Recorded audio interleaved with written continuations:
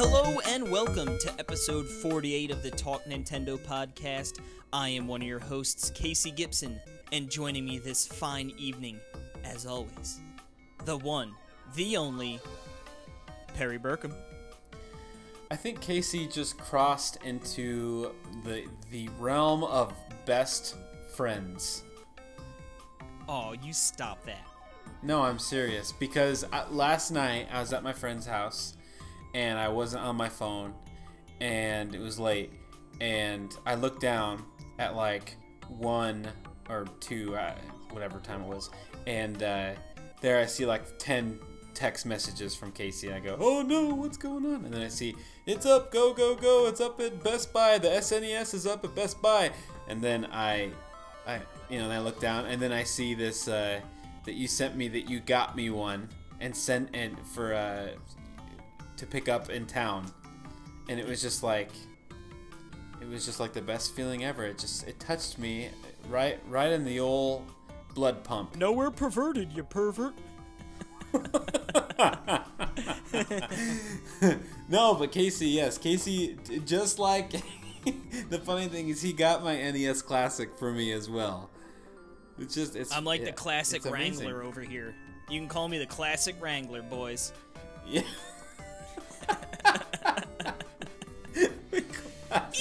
Wrangler. Yes.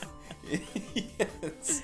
For sure. Casey, the classic Wrangler Gibson. I love it. Yeah, it was so funny. I was actually on the verge of falling asleep, and I'd wanted Something to kept you awake. Yeah, I didn't want to go to bed. I was just I had planned to stay up and play some games and get some work done, and then for whatever reason, I was laying down, but I was like, all right, let me get up, and then I happened to check, and I saw Wario 64 is like NES or SNES Classic, go go go, Best Buy. I was like, pretty much I mirrored what he said pretty much, yeah. And I was like, I bought mine real quick, and I was like, whew. And I was like, oh man, Perry's not answering. And I was like, all right, that's it. Grabbed my credit card. I was I was going to ship it to me and then ship it to you. And I was like, you know what? Actually, I think it's like I know where he lives. Like, I couldn't find your address, but I was like, I know what town you're in. So I just Googled that zip code, and I was like, well, I hope this isn't too far from his house. But yeah, you got the nearest one. Yeah, I knew you're right on the border there. I was like, east, like, it has to be pretty close. So I got you one, but you have to travel 8 hours. You know what though? I was thinking, like, even if it was like a half hour away, I'm sure you would happily go drive like an hour total to do that. You know what I mean? If it meant getting one. So. Oh, of course. And it's like, yeah, no, I really, really appreciate it because I've been sitting through Slack conversations and Twitter conversations of people that didn't get it, and it's like I literally had no attempt at getting it, and my buddy Casey got one for me, and I feel like I feel like one of those spoiled kids from Willy Wonka and the Chocolate Factory. Are you eating the chocolate, you son of a gun? Yeah, I'm that fat kid that eats, that's like falls into the chocolate river. Oh, that's so amazing. Augustus, save some room for later. That's me. I'm just amazing. Gobbling up my chocolate river over here, watching Twitter today. But, that's so funny.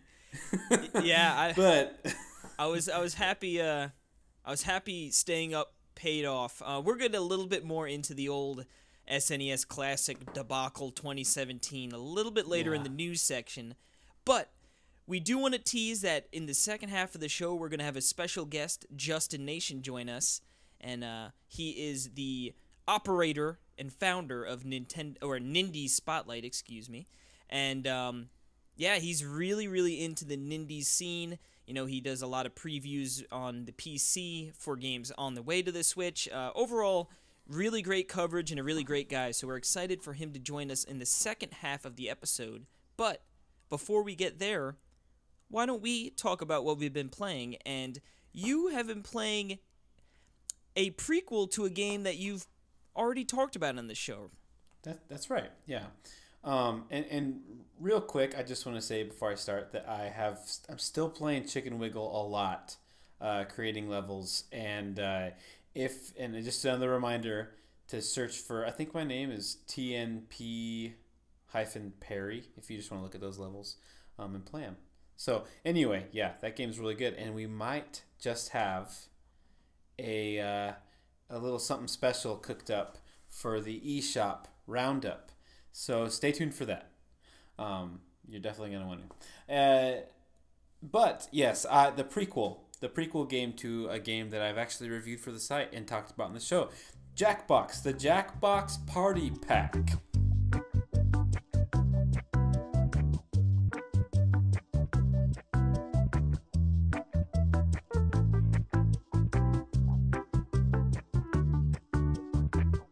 Okay, so yeah, I got this for review, and I was really excited to play it. I love Jackbox 3. And I was kind of apprehensive because I didn't know what to expect. You know, I was like, well, like what's gonna happen here? Like, I've played the third one. Have they refined it? You know, were the early ones crap? I've heard people talk about how, you know, they said the third is their favorite, and you know, and they say some good ones. So I just didn't know what to expect. You know, I was like, well, are the prequels gonna be as good as the sequels? Yes, I think I like it better than the third one. Really? Yeah, it's really cool. There are 5 games on here. There's one stinker. But the rest of them are really consistently good. I think better than the games on Jackbox 3. Not that the games on Jackbox 3 are bad. It's just I think that these work better. Like the first game is the first game we played was the You Don't Know Jack, which You Don't Know Jack is like what the game was before. Before like they came out with Jackbox, like that's been around forever, like on PC, and it's just a trivia game, you know. Mm-hmm. It's great, great production value. I mean, great everything. They have a lot of funny little jingles. Sounds a lot like Talk Nintendo podcast, if I may say so. Lots of funny little jingles in there. Yeah, that was fun. That's up to only 4 players, so that's kind of what threw me off a little bit because we had 6 people over, so I was like, oh. Well, can't play this one. That's okay. So we had some people back out for a few rounds and stuff. And then they have this game called Fibbage XL. And that's when I kind of fell in love with the game. It's this game where it's a lot like Quiplash. It's a lot like everyone's making up something. The idea is it'll pose a trivia question, you know, like the name of the cat from the Grumpy Cat meme. Mm-hmm. Like it is what, like blank, and then everyone gets to write in the answer of what they think it is, and then afterwards there's a list up there, and included in the list is the real answer. And so everyone gets to choose. And if people choose your answer, then you get points. Yeah, so sometimes you want to try. Yeah, sometimes I bet it pays to go for like the outrageous answer. Oh yeah, because that's the thing. That's what I love about all the games. It's a common theme. Is like, well, you can play the game however you want. You know, like you can play it as, okay, I want to be as smart as I can, but also it's like, how about I want to be as funny as I can and just have people. Then it's like, I vote for answers, not because I think it's true, but I think, good job. That was a really funny joke, you know? Yeah, and you sort of play the crowd as well. Like, if if we were playing and some sort of King of the Hill reference were to pop up, you know, I'm sure that might garner a vote, an automatic vote, you know? Yeah, exactly. The Dang it, jokes Bobby. are perfect. Yeah, exactly. I would vote, vote for that one every time. Yeah. Because he said, dang it, Bobby. But, yeah, so that's a really fun. Then the next one we played Drawful. Drawful. So this is it's a little picture writing game on your little phone screen. Let's see, it gives you something to draw. like it'll tell you everyone has their own image that they need to draw, and then and you make these crappy little funny pictures, and then and then one by one, like through rounds, you go through each person's drawing, and then it's very similar to Fibbage, where everyone tries to guess what it is, and then they put all their guesses on a list, and then mixed in with the real answer, and then people vote for it and try to vote for the other one. So kind of the same mechanic, but instead of a trivia, it's a draw picture. That's and that cool. one's really fun. I was gonna say, I feel like drawing in these games usually leads to good times, you know. Yeah, lots of fun. Also, let's see, the last good game on there called Word Spud, which might be my favorite game. I know that actually, I read Justin Nation's review, and this is one of his least favorite, or one of the he didn't like these as much.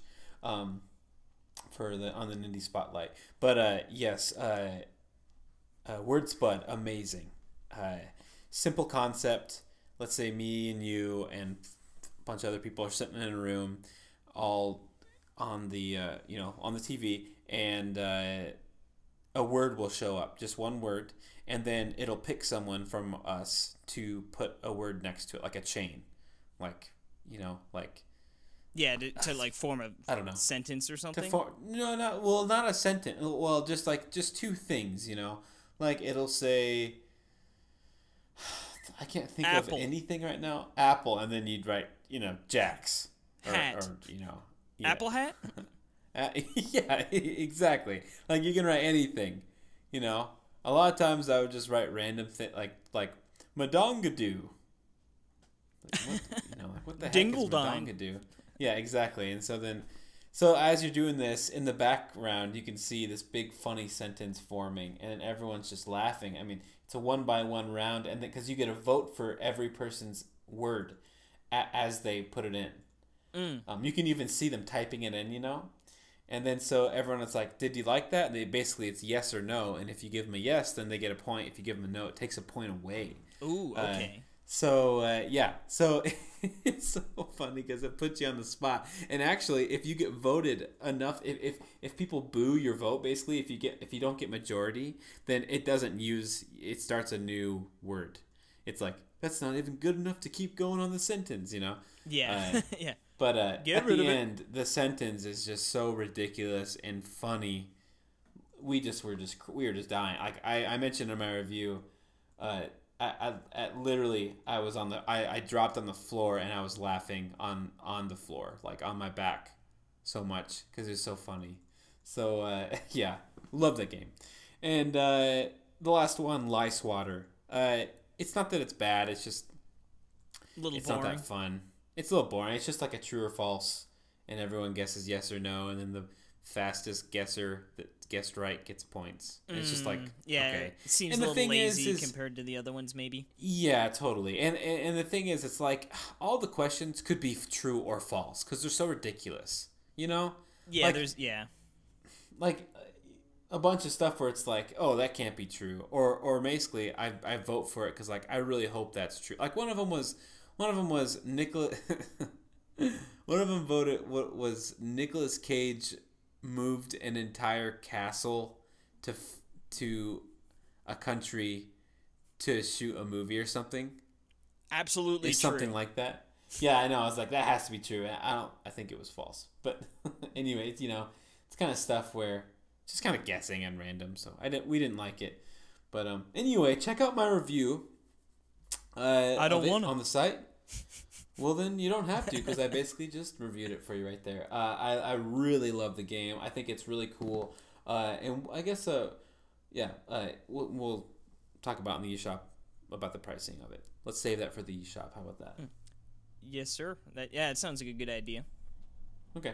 Well, you also, got a game for review and have reviewed it, and it looks awesome to me.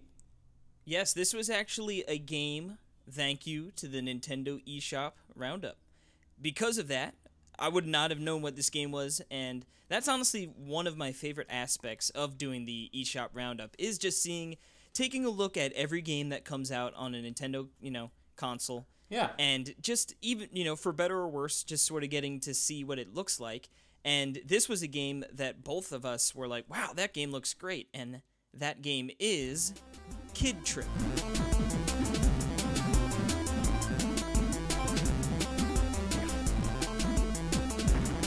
Woo-wee. It's funny, we got word that a code came in, and they were like, does anyone want to review this game? And I was like, heck yeah, I do. Like, I know Perry and I were both talking about how good that game looks like. This is perfect. And I was like, heck yeah, I do. So, yeah, so I was like, I'll take it.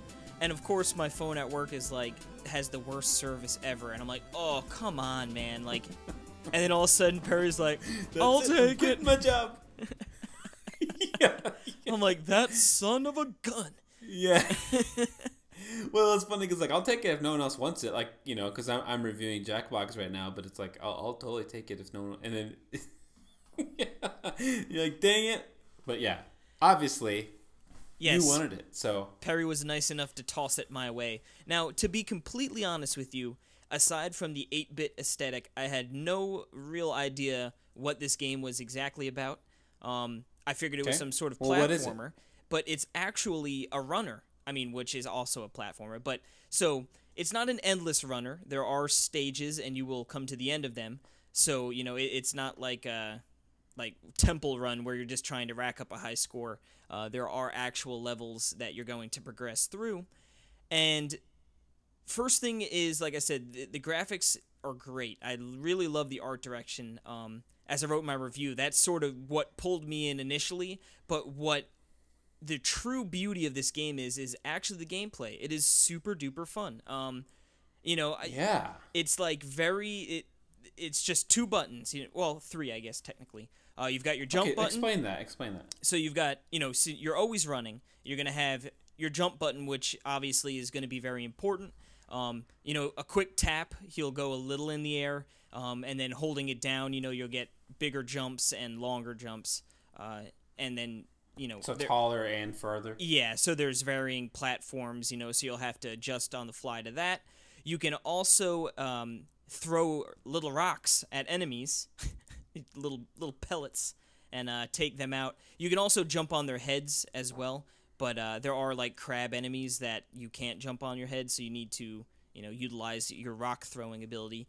And then you can, on the D-pad, if you press over, you'll start to go faster. Now you can actually go into the settings and set the your movement speed to always be that running, and then pressing the D-pad will actually slow him down to a walk. So it's nice on that. And there's even the ability to do there's a hardcore mode, which there is no running at all. It's just all and when I say walk, it's not like you're moving at a snail's pace, but it's a slower rate of movement. Hardcore mode is only the slower rate, so it really, most of the earlier levels you won't really run into any issues, but when you get into later levels, there are definitely jumps that are very, very difficult to hit when walking, because when you're moving faster, you get bigger jumps. Gotcha. So that's not a mode I messed around with terribly too much because, picture or pixel perfect or near pixel perfect jumps is not exactly what I was trying to grind out for a long period of time. But that being said, it controls really well. The level design it's fun. So each level literally only lasts anywhere from 15 to 25 seconds if you don't die at all and you just do a complete run through. So they're short levels. That's crazy. Because this was a mobile game. I mean, it still is a mobile game. You can get it on iOS. So, that DNA is still definitely there in the short level design. And, there's only 20 levels, so you can definitely get through this game very quickly. And, a matter of fact, you will get through this game very quickly, which is a shame because at the end, it got to the point where it's like, man, I just wish there was more of it.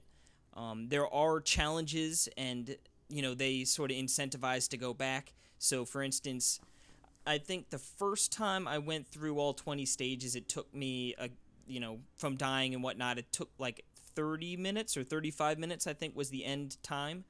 I went back and, there's medals for each level if you collect all of the coins.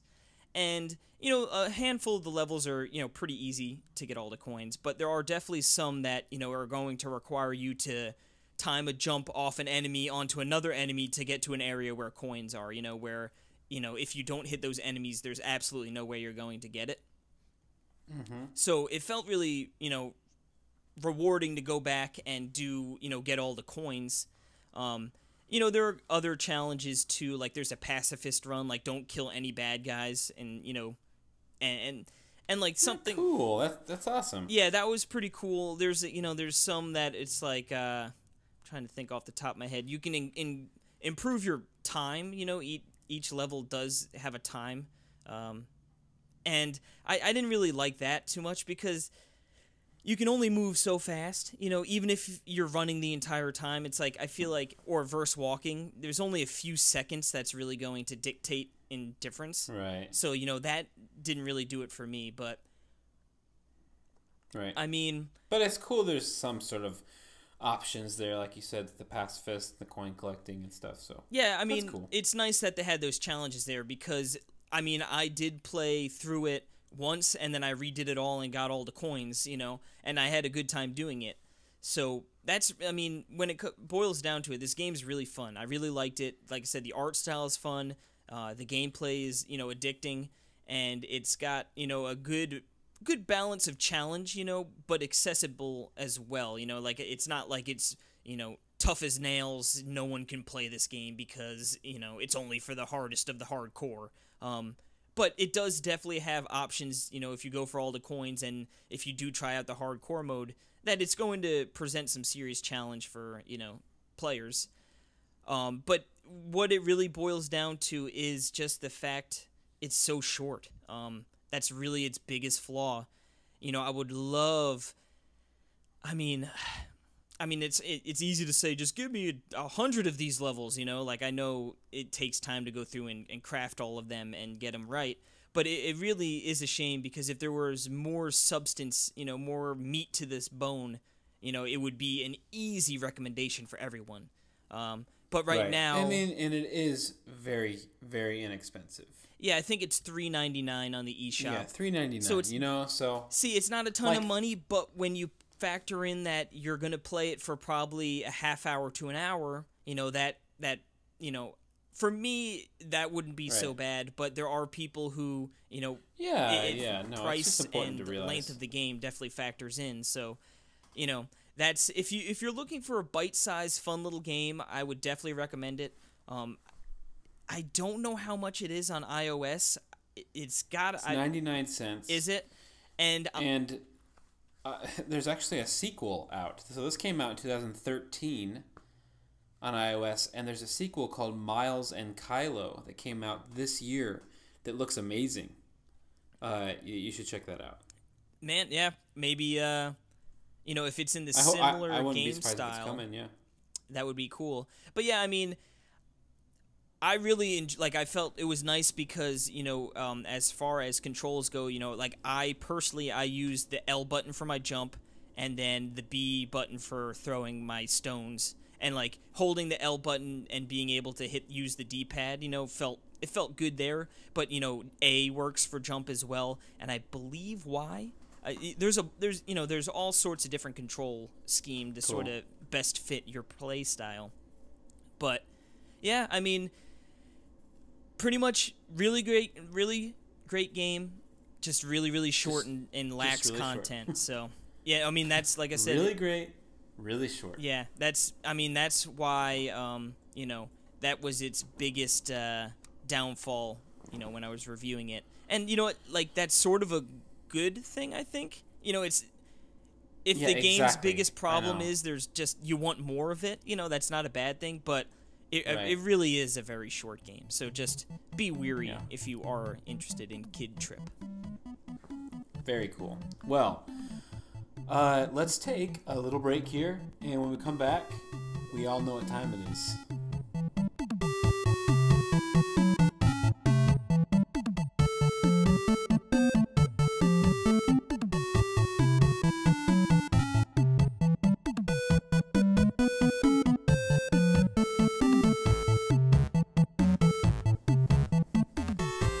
I what time it is, Case? Oh, it's my favorite time of the week. I was going to say the year. Yes, the eShop Roundup. Yeehaw. Yes, and guess what? This is a sad day. Is it the day the Wii U died? No. No, that was about 4 or 5 years ago. 2013. No Wii U. So we're going straight to 3DS, and there's 2 games. One of them we talked last week, kind of a lot. We talked a little bit about it. Yeah, I guess. But that is Chicken Wiggle. I know we even said it last week on eShop, but that was just for special. Yeah, we jumped the gun a week. Yeah, and we have something, like I said before, something planned for this. So, okay, Chicken Wiggle. It's $14.99 on the eShop. You need to buy it. It's really, really good. It's this amazing platformer. There's like 50 level, like almost 50. Well, if you count DLC, there's 48 plus like a plethora. There's 48 on there, but then you can download more 2E levels too. So, there's tons of single player content, but then there's this amazing level editor that you can make all the levels, and I'm having so much fun with it. So we're loving it so much. We are going to do a giveaway of 2. There's two copies of Chicken Wiggle. Not one but 2, baby. Yeah, not 3. Yeah, definitely 2. Not 3. Yeah, so we are going to do one exclusively for YouTube subscribers. Make a YouTube if you don't have one and subscribe to us, or if you have one, just subscribe, and then you will be entered. And just a quick note on the YouTube one: at the time of recording, we have 36 subscribers. So yeah, if you throw your name into the ring, there is a good chance, I mean, even if, let's say, it gets up to 50, I don't know how many people will, hopefully plenty of people jump in, but say just a couple, join in and we're at around 50, that's 1 in 50 chance to win a game. I mean, technically, you could make tons of YouTube profiles and subscribe. Yeah. But I really don't care. But we're not condoning that. No. We want them the honest way, boys. That's right. But yeah, so subscribe to us on YouTube. We'll also have this on Twitter. But if you are on Twitter and you don't want to you do have to do some work to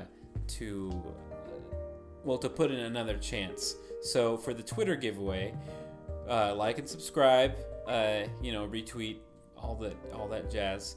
But or follow, I should say. Sorry, not subscribe. And we want you to tweet at us a name of a level that I'm gonna design as the official Talk Nintendo podcast giveaway level. So you want the name of it, and then I'll base the level on the design on the name. So I'll create one based off something you guys put.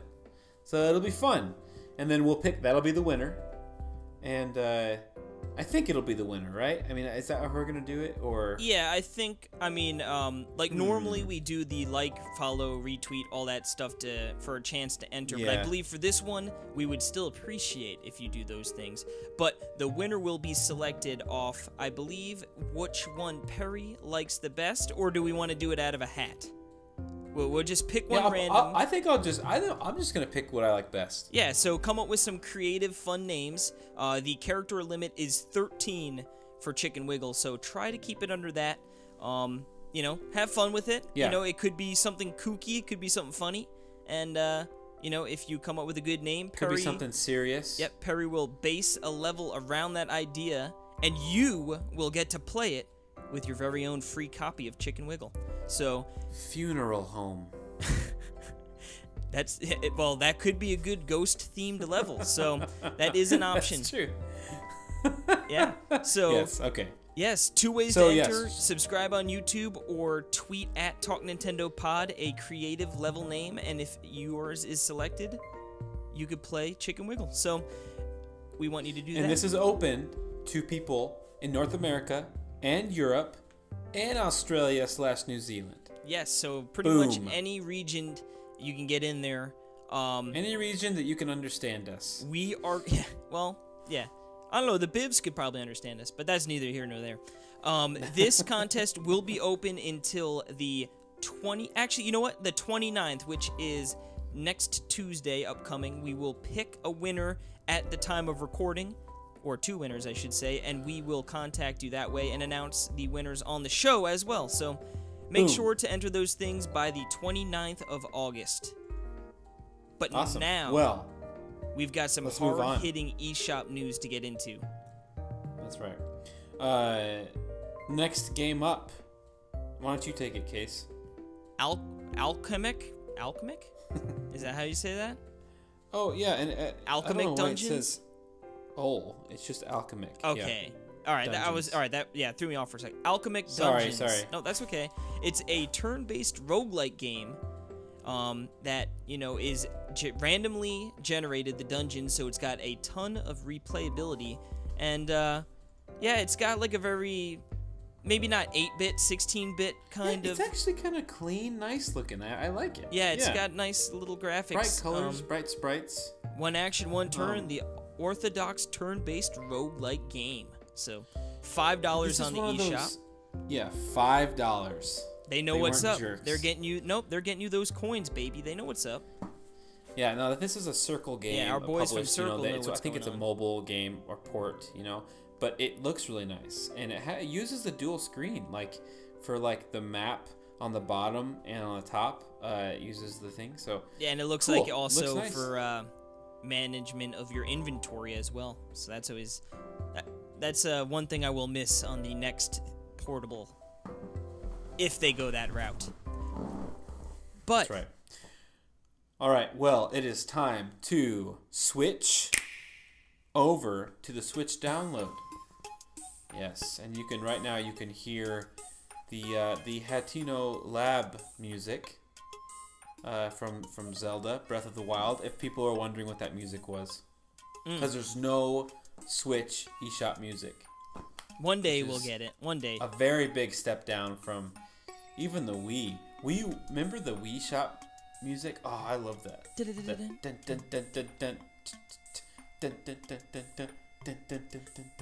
talking about? Yeah. Oh, yeah, so good, so good.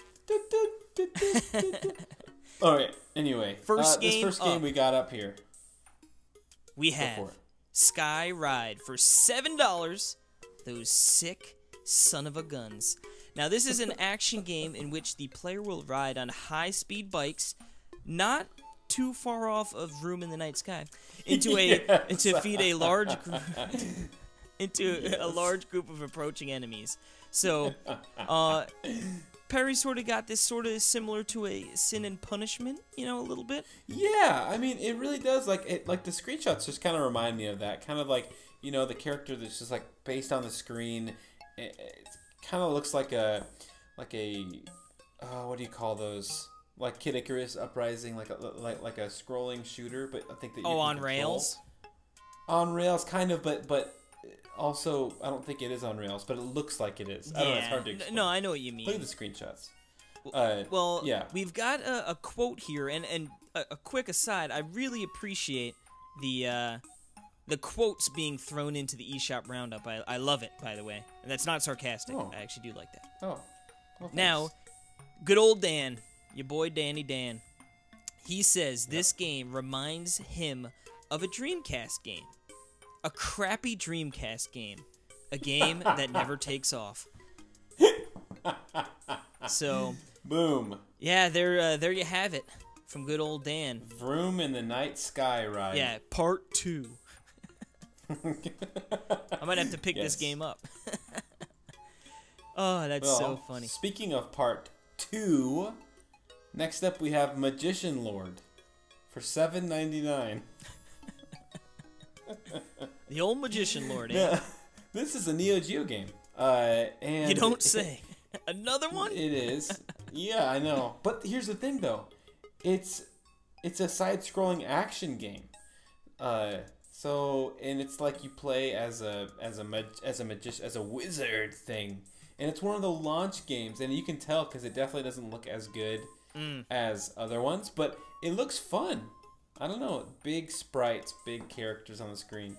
But yeah, this was one one of the launch titles in 1990. That's a 27-year-old game. Whoa. That's crazy. That game was, you said 1990? Just a few months after I was born, that game came out. Boom. Enter a world of magic. End an age of chaos and fear. Save your homeland. Save it! Yeah. Oh, I just made my dog bark. She wants to save the land. What the heck is going on in there? I don't blame her. She's like, let's do it. Yeah. But speaking of a dog. Speaking of sequels. The Jackbox Party Pack 2. See, I thought it'd be funny to do the second one first before the first one. Well, it's funny. That's just the kind of jokes I like. I almost did an impromptu switch up in my head without even doing. Like, I was gonna jump in there and say the first one. Yes. But we're not going. Yes, to. this is the second one. Yeah. Yeah, this is $24.99, $25. I think I haven't played this one yet, but the other ones are definitely worth that price. But if you own the first one or the third one, if you own any of these, then you get 20% off of the other games. So you can get it for $19.99 if you own the other ones. I think that's I thought that was great. That is awesome. Very good. Because that'll make me buy it, you know. So this has Fibbage 2, Earwax, Bidiots, Quiplash XL, which I know is great, and Bombcore. And so I know Fibbage and Quiplash are great. I don't know about the others. But we do have a quote from Neil. Can you read that? Neil goes on to say about Jackbox Party Pack 2. My Switch broke, so I never got to play it. And there you have it. Now, moving along to the Jackbox Party Pack 1. Well, hold on. He said, make sure. He said he should get his Switch back within a week or two, and he's only cried about it twice. Poor guy. So just make that, yeah. That stinks. Yeah, his like dock messed up, right? Yeah, I think it was his dock, but then I think the entire system went on the fritz, because then he could have just picked up another dock if that was the case, you know? Jeez. But yeah. Okay, yeah. Anyway. Now we've got next up, Jackbox Party Pack 1 for $24.99, but likewise, if you own either Jackbox 2 or 3, $5 off. It's down to $19.99, and you know, we pretty much touched on all the games that were in it before. Make sure to check out Perry's review on the website and NintendoWorldReport.com. Yes, for sure. Definitely check that out. Yeah. And the last game of the eShop Roundup, we have Minecraft Story Mode, The Complete Adventure. So this is for $39.99, so $40. This is a Telltale game, and when these come out, they come out in episodes, right? They kind of come out with like the first episode, and then they're released. Yeah, I think they're usually released throughout. on like a pretty even schedule, you know. Yep, and this has all of them in it, which I don't know. I don't think I've ever played an episodic game. I played on my Vita. When I got Vita, I bought I think The Walking Dead, like this season 1 or episode 1 or something, and I played like 1 or 2 episodes of it, and then then that sort of fell off to the wayside. So I really didn't get too much into the actual episodic element of it. Right. Right. I mean, I guess if you're not, like you said, if you're playing it after all of the episodes are out, it's pretty much just like chapters in a normal game, you know? So I guess that's probably what it's going to feel like with this. Right. David Lloyd. Good old David. The hardest working man in America. Yep. Even though he's in Canada. I guess North America. There you go. And he is I said North what I America. said. Yeah. Yeah. He wrote the review, but he also gave us a Talk Nintendo exclusive quote. Right? Woo. Yeah. He said, just, you know, and I'm kind of paraphrasing here, but he said... Here's a quote. I'm paraphrasing. That's amazing. That's amazing. He said, remember that this has no Minecraft gameplay, so that might be good for people to know. and it's more of an interactive movie for people who aren't familiar with Telltale games, you know. And you should play it. Think about it, because you're going to want to play it on the TV for a more movie-like experience. It's not really good on the go, just in all practicality. So I thought those actually really good things to point out. Yeah, that's definitely a good tidbit. If you're thinking about it. And I know that I've heard that like the cast is really nice of the game. So, and it looks really pretty. So, yeah. Yeah, I'm not really interested in it, but on a sale, you never know. Yeah, I was gonna say, honestly, I'm not that I'm more interested in it finding out it's not really Minecraft. You know what I mean? Like it is, but it isn't just like the building blocks. Minecraft. You know? It's the Minecraft world, but there's no building. Yeah. Yeah. Anyway, that'll do it for the eShop Roundup. Yeehaw. eShop. The eShop Roundup. And what the heck? Bull. But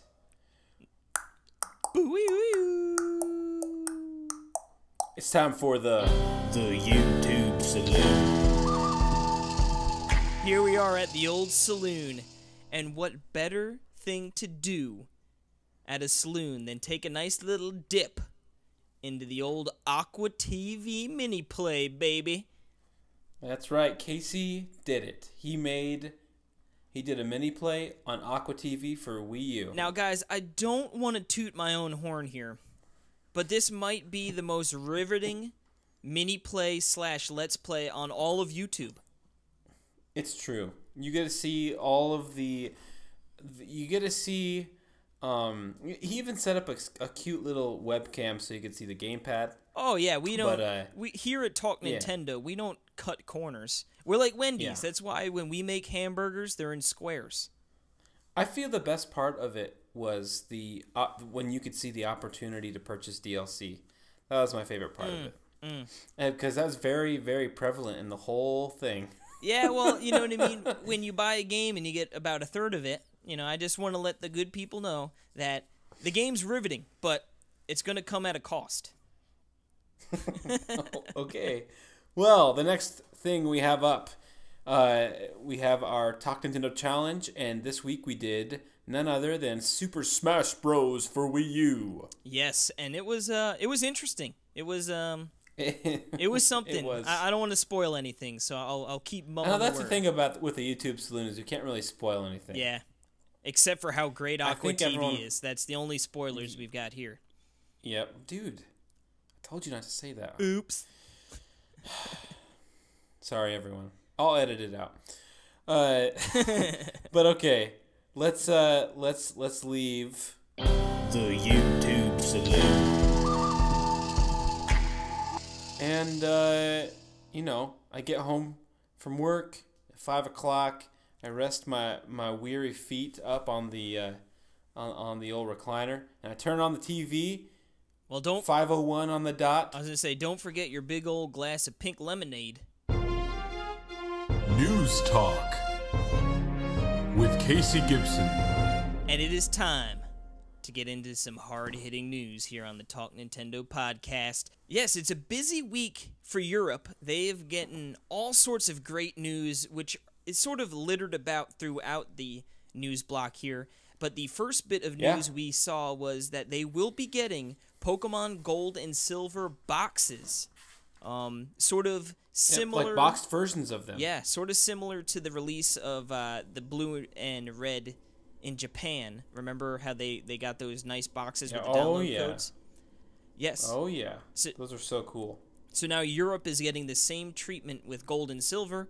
No word if they're coming to the States. I highly doubt it, which is a shame. I wouldn't doubt it. If they're coming out in Europe, I wouldn't doubt it. I don't know, man. We've been getting shafted on, like, the special editions and, like, cool collector's items, where, like, Europe's getting, like, but we've kind of been spoiled. Like, poor Europe. You know, I know. They've historically had it way worse with game releases and stuff, but... they can have it. They can have their Metroid Samus edition. And that is definitely the coolest. And it's just it's just the case that looks like a Game Boy. But... I know. Ugh. That's all right. Yeah. But, so they get download codes in the box. That's really cool for Gold and Silver. But, moving on. Switch sales figure time, baby. And it's all about Splatoon 2. Ooh-wee. As Splatoon 2 tops the charts. They sure do. They top the download charts or just for the Switch? No, for like all video games? Yeah, like it was the Switch? top selling game of July. Wow, I didn't know that. Wow, and this is based off physical only, so not even my copy was included. Yeah, that was what was most surprising for me, was seeing that, because I guess as they noted, I got the information from Kotaku, and they're like, Nintendo is one of the only, or the only one that doesn't share like physical or downloads, eShop Digital. versions. So Yeah. this is all based on just physical copies, which that's pretty crazy that it was still able to top the charts, Love it. That's so cool. And that the second in the list, for those wondering, would be Crash Bandicoot Insane Trilogy. So, it's still pretty cool. I heard that sold a ton. You know too. what? People, I guess in Europe, Crash is like unbelievably big, like huge. Wow. Yeah, I had no idea. So, Interesting. also just a quick little tidbit while I'm looking at the NPD numbers. Breath of the Wild is number 5 on this list still. You've got Mario Kart at number 7 still. Then you drop down to looks like 17th ARMS. And remember, all these sales don't include digital. So, obviously they're all most likely going to go a little higher up on that list. But yeah, really, really great stuff. Oh, and speaking of Splatoon, there is a new update that is updating like right now, I'm pretty sure. One of them is a new level for Salmon Run. Woo! The Lost Outpost, baby.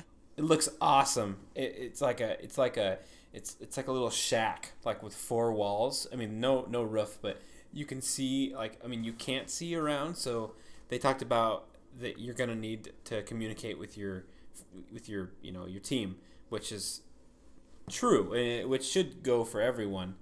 When we're playing, you gotta tell me where you are. Oh, it's otherwise so important. I'm acting like a fool over here, spraying while the dang thing's out on the beach. Dang it, Dan, where are you? Yeah, dang it, Dan. I look over there, he's dead. That happened like 10 times. Dang it, Dan, tell me you're dead. Come help me. No, I'm just gonna commit suicide. Now what? Or what is it? What is it the Bill says? What are you doing, Bill? And he's hanging up the Christmas lights or something. I don't know. My name's not Bill. Now the other new map, which is coming on Friday, is the Manta Maria, which is a big old boat that you're going to be fighting on. Yeah. That looks really, really cool. I'm excited about that one. Oh man, yes, We're definitely gonna have to get some Splatoon time going on this weekend. Oh yeah, and there's also a new special weapon. It's like a bubble thing. It's not the bubbler, but it sends out these 3 big bubbles that float in the air, and then you gotta shoot them with your ink, and then they'll explode like big bombs. And the hook is that if the other team splats it before you, I think that either it cancels them or it even it might backfire on you. Maybe I can't remember, but yeah, it could. Yeah, we'll find out this weekend, I'm sure. Yeah, very cool, very cool. But we have more updates on amazing Switch games. Yeah, it's a big update weekend. Yeah. What's the next one? We've got the ARMS update, which we touched on the teasers that we saw last week. It is now official. Lollipop. Bum bum bum bum bum bum.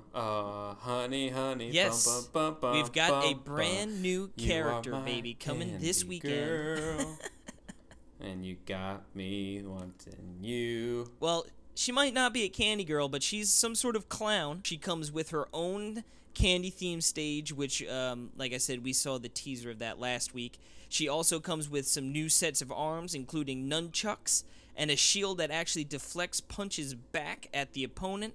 And what is really cool is we're going to be having a global test punch this weekend. So if you don't have arms yet, and you want to get in on some action this weekend, oh, yes. 8 a.m. Pacific Time Friday, which is August 25th, to 1 p.m. Pacific Time Sunday, August 27th. So all weekend you can play for free. You can try out these are just hour segments. They're like... Yeah, this is a whole weekend block. Oh, man, that's amazing. So you can get like 48 hours in. We're going to be live streaming it all. The entire... No, could you imagine? That'd be amazing. But yeah, no, so if you have yet to pick up arms, you know, and if you hadn't tried the first Test Punch, I highly recommend it. The game is really fun. You know what? And if not, you can at least try it out, see if you like it. Who knows? Maybe it encourages you to pick it up. If not, it's still pretty cool that Nintendo's given. I think these free demos are a really, really great idea. Now, but there's even more updates coming to awesome. I was just gonna say, games. What's this one, Perry? Yeah, Fast RMX is getting 2 new cups, so that's 6 tracks, and a free update, and it's going to be released in Japan for the first time. Yeah. So that's awesome. I'm really excited about that. Now, I don't think they gave an exact date, but I believe they're aiming for a September release. So, you know, within the coming weeks, you should be able to check that out. Really great game. I'd highly recommend checking that out as well. But some cool news is happening on the Switch eShop. What's that, Perry? They now take PayPal. You can pay with your PayPal on the eShop. Wee-wee! That's cool. I actually got an email this morning from PayPal that was if you buy $50 of eShop money through PayPal, you're going to get an extra $5 for free. Now, I don't know 100% how long that's going or if that was a special offer since I already had a PayPal account. But that is something to look out for if you enjoy getting free money. So, very cool. Now I have to ask you a question. Yes. Final Fantasy on Switch? Yes. Yeah. Now, this has sort of got me pretty excited. During a live stream on Twitch, producer of Final Fantasy 15 said this: "We can't give you any complete solid details right at the moment, but we very much do want to move out and do as much as we can with the game and the franchise. There's another certain console out there that people may be thinking of. It sounds a little bit like Twitch."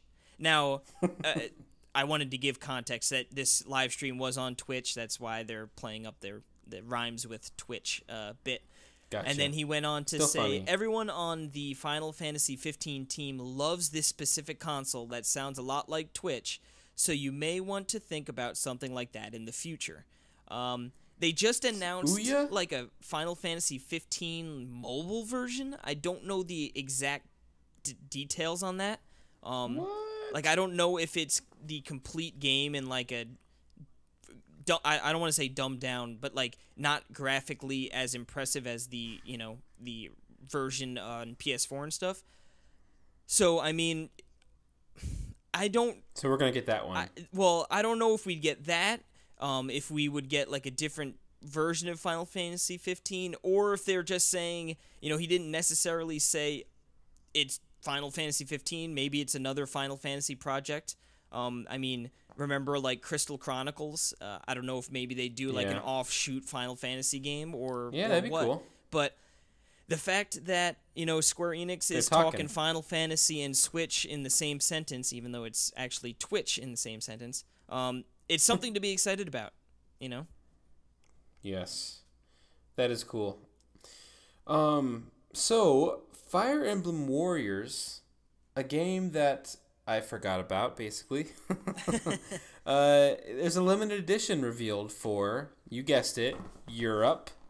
That what does it come with? It comes with a 3 CD original soundtrack, some character cards, and obviously it comes with the game. And then it comes with, like, it's not a huge outer box, but you know, it's a decent size. And cool. Sort of, you know, I don't want to say lackluster. I've seen some cool collector's editions. This one seems sort of bare bones, you know, for a collector's edition, but 3 CD OST, that's pretty cool to have. So that's probably going to be what? I'd imagine at least 12 tracks on each CD probably, maybe 10, 30 songs 10, plus. Yeah. That's pretty cool. Now, where are you at on this game? Are you full in? I don't think I'm going to get it. Yeah, me neither. I think I just don't really care about Fire Emblem that much. I like Fire Emblem. That's the only reason. I like Fire Emblem, and I liked Hyrule Warriors a lot. The characters, really. No, I know what you mean. Yeah. And I liked, Hyrule Warriors, but, I mean, this might be a game maybe for Christmas or something like that I wouldn't pick up right away, but, like, if I got it as a gift, I would be happy to check out and play for a while, you know? I'm just going to wait for Hyrule Warriors Switch. I'm just going to, that's going to happen. Hyrule Warriors 2. Let's do it. Now... No, it'll be it. Well, I could see them doing that. Plus, I don't know if they'd port that over. I mean, I guess maybe at some point. Oh, dude, it's so coming. It is so coming. I don't know. We'll see. We shall see. Trust me. And it will have the... Excuse me. It'll have the features that the 3DS version had with the graphics of the Wii U. It'll be great. So, but moving on. We mentioned this before, and now it is time for the old SNES Classic Blowout. Yeah. Yeah. So a new function was revealed. Was this today or yesterday? I think it might have been yesterday. Or yesterday. Yeah, but it has a rewind function. That's crazy, man. That's really cool. So you can just rewind your game at any time, man. So it kind of shows you how really nice the emulation is. Like a solid emulation that can actually do that. That is just crazy. For those people who are too lazy to use save states, you can now just rewind where you messed up. Yeah, seriously. It's nice. If you're going to use it, like, why not like that? No, I mean, when I heard that, I was like, that's sort of weird. But then when I sort of saw it in action, I was like, this is actually pretty cool. I was thinking what that's perfect for? Streaming or for recording. Oh, yeah. Things, If you want to record, like, any type of, like, technical thing you want to see or show someone, that's great. Yeah, I could see... and for practicing stuff. Yeah, I was going to think for, like, speedrunners. Yeah. Like, when they're, like, trying to glitch things out, to sort of not only for rewinding and practicing, but also for like showing tutorials, Exactly. So that'll be cool. Now the pre-orders went up at 3 a.m. Yeah, Eastern time on Amazon. Yeah, they went up today. So that was on Tuesday, and they sold out in 20 minutes. But you had already got it the night before from Best Buy, right? Well, no, that was actually the same night. So, this was... But that was that was at 3, and yours was at, 1, right? So it was before that. Yeah, I think it was, like 1, like around 1 o'clock Eastern time, it went up on Best Buy, and that's where we got ours. And then, that was sold out in 20 minutes. Then... Amazon apparently put theirs up around 4 a.m. I don't know how long that took to sell out, but it sold out. But then all of a sudden, all the other retailers started to unveil. That's the word I'm looking for. Unveil their pre-order plans and stuff, and everyone was wide awake, so those were getting sold out in 2 to 3 minutes time, which is. Yeah. I mean, it makes sense. Nuts. But it's crazy. It sucks if you go on eBay, you can look and people are selling them for like $200, $300, $400, $500. Jeez. Yeah. Yeah. So, they said they're making more. I don't know what to think anymore. I mean, I think this is just the first wave. I'm sure there will be some other pre-orders going out. I'd imagine this is probably the largest batch. So the fact that it sold out in 2 to 3 minutes doesn't bode well for other other stores. You know what I mean? Yeah. But for pre-orders. Yeah, they Toys R Us and the Nintendo World Store, which is just now Nintendo New York. Neither of those places are taking pre-orders, so that might be your best bet if you did not get a pre-order. Is to go camp out. I know that sucks. There's no way around it. It sucks, but. It's probably better than paying triple, quadruple the price of what it really, costs if it's something you really want. you know, it might be worth going and doing a little camping out. Yep. But that's not the only news we have about the SNES or Europe. Dang you, Europe. Yeah. I'm assuming it's a new 3DS SNES 3DS XL. So a new 3DS XL SNES edition is being released in October in Europe. Looks so good. It looks so good. Yeah, it does look good. It would be funny to have that in America, but with the American Super Nintendo. Dude, like that. I mean, at this point, I probably wouldn't buy it just because I need to not buy more 3DSs. Exactly. But that would be one like I would really like to have, you know, especially with how crappy the NES one looks.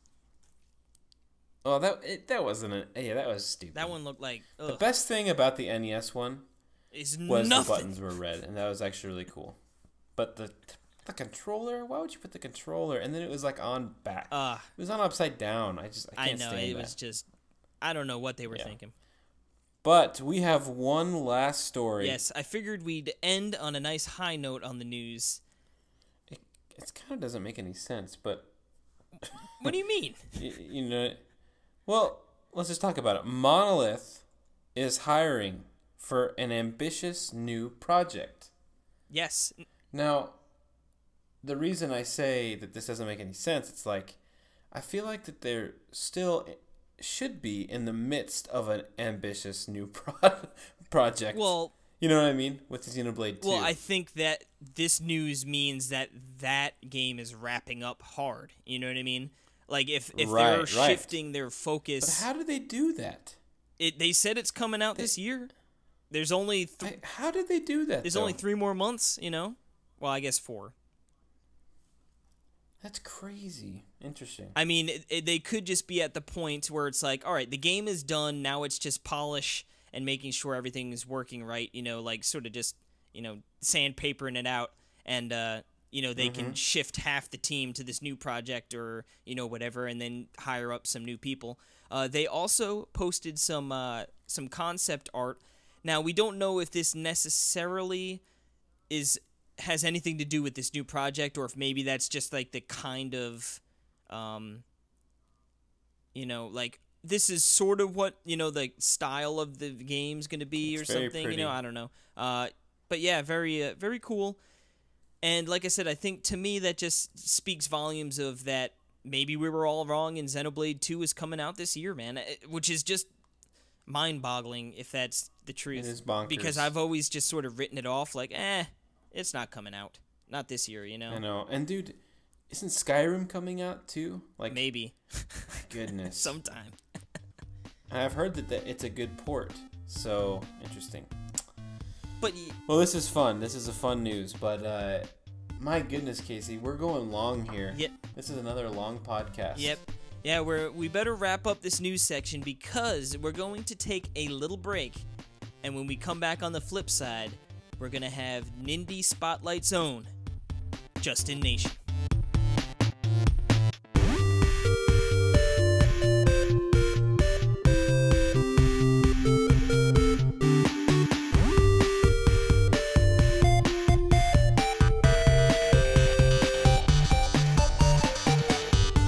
Alrighty, we are back, and we are honored to welcome the now reigning GoNNER champion of Nintendo World Report, the man himself, Justin Nation.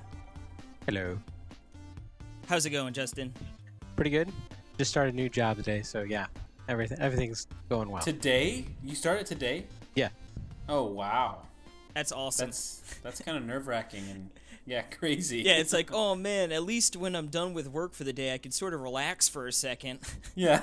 Like, nope, come on and talk about some Nindies with us. It's all good. Yeah. Yeah, so yes, we are new. We're one of some of the newest staff members on Nintendo World Report, and I think you're the oldest, right? I like not the most tenured. Not in age. I just mean yeah. Well, no, probably in age. Yeah, I just turned 44, so yeah, probably in age. Okay, but that's okay.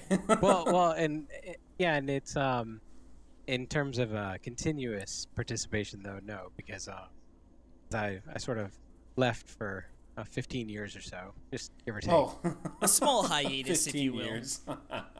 Yeah, having kids and doing the kid thing. But yeah, Why don't you talk about how you used to work on the site? Well, I mean, it's the chronology really.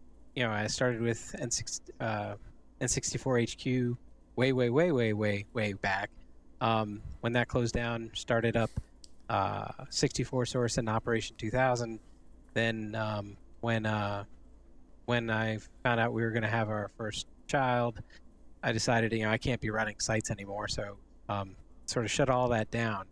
But that was when Billy was sort of he was doing the early Planet GameCube, or what was it back then?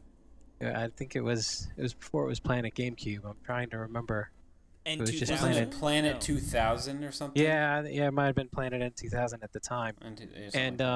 And he was and it's we'd have to collaborate between the two of us to figure out how it really played out. But somehow it came up of well, why don't we share some bring over some of the content that Operation 2000 had. We had quite a bit of different kind of content with developer profiles and dream games and stuff. I don't think we brought much 64 Source stuff over. But and then the other piece that happened was right around that same time, I took a grad class and was learning Cold Fusion and SQL. So even though I didn't really want to be running a website, I was still sort of bored and wanted to use some of those skills. So sort of made an offer to Billy. Well, why don't I write the site for you, a back end and a front end using Cold Fusion and SQL. So I really just sort of stumbled through teaching myself a lot about both. And so the original version of Planet GameCube's front end and back end, it was there. And I know over time it got changed around a little bit and improved. There are certainly things that have improved, but I was shocked coming back how much of the original back end is still really there. Yeah. It was sort of like wow. Yeah, I remember writing some of this stuff. Oh man, it's so clunky, but I mean it works. It does what it's supposed to do. Yeah. It's like you never left. Yeah, sometimes. But yeah, I'm glad I'm not responsible for the code anymore. Yeah, it's just that's such that's so different than what I do now. So it would be hard to look at all that again. But yeah, so somewhere in there after I wrote the front end and back end, I probably hung around for about a year or two, contributing here and there with stuff. But then I knew I was going to end up having a second kid on the way and stuff. It was like, I really need to sort of go on a break.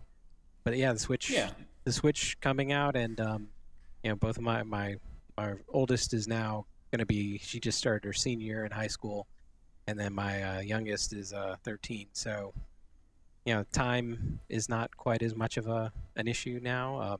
They're not waiting on their parents to do stuff with them all the time. So it was a good time to come back, and the whole Nindie scene got me excited. So it just sort of blew up. It was really weird. I didn't intend to do all this, but somehow it just one of those things where opportunities just keep presenting themselves, and I'm the kind of person that just keeps pursuing them. Yeah, I was gonna say you definitely came back and jumped into the deep end. Especially for people who don't know, he works with rights for Nintendo World Report alongside us, but he also runs and operates Nindie Spotlight, which is a really, really cool. I think it's great. Highlights all these indies, and I know you do a lot of work where you'll actually go and play the PC versions to sort of get out ahead of there to give people an idea of what's on the way. Yeah, and I've always been surprised that it doesn't seem like anybody else is doing that, and I'm not quite sure why. I know some people just don't have a gaming PC, would be an issue. but it's just it seems like a natural thing. I mean, I don't know, when we were first sharing video in particular, and you know, I'll make a copy of a lot of the video to put up on NWR as well. And at first, people, you know, we'd get comments, you know, people saying, "Oh, this is for the PC version." It's like, it's still representative of what you're gonna, you know. Are you thinking that the Switch version is going to be so different? It's giving you an idea of what the game is. Of course. What are? Come on, folks. Yeah. So, yeah. But it's there's a lot of really great games, and I've been surprised actually how many of the indie devs, when it comes up as an idea, they're like, oh yeah, sure, we'll hook you up with a Steam key, and you know, so I've done quite a number of them now where it's been this progression of, you know, I'll get some video, I'll do a written up preview, and then a lot of time we'll get an interview with the devs too. So it's a sort of a neat little package that's evolved for some folks. Yes, I love the coverage. I love speaking with the creators, and you know, I think that's always very interesting to me, just to hear, you know, like what is exactly going on with what they're doing, and then also just you just don't think about like who's making these games and that they're people just like us. I mean, it's just, you just think the game's there, but it's like, actually, there's a bunch of people to make it. So that's what I loved about going to PAX, meeting everyone there. Yeah, I'm hoping to finally go to one for PAX East next year. Hopefully, yes. You mean hopefully you that all lines up. Are coming to PAX East? Yeah. We have to do that. That is that's my opinion. Whether that's shared with my wife is another matter. But yeah, you just got to drag them along. That's what me and Perry do. Yep. Well, no, and yeah, no, my kids actually want to go too, and they're like, you know, it starts on a Friday. That's okay. Oh yeah, they're probably more than happy to miss a day of school, I'm sure. Yeah. Right. Yeah, I mean, last year Casey and I, we went, or I guess this year, last time, we just went around, and you would have just like.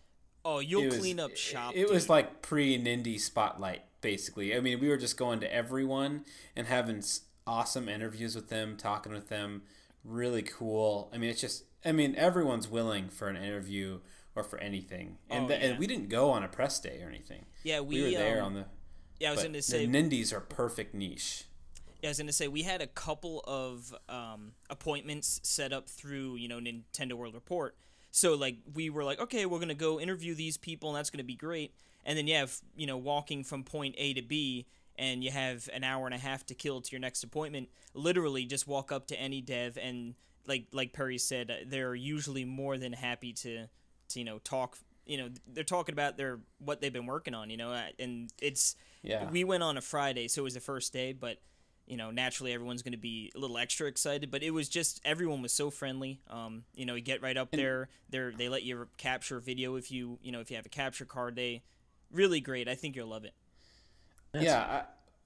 We even like found a woman who worked right under Reggie Fils-Aimé at Nintendo. Like, we were talking to her. We were just resting, and it's actually Beth Llewellyn.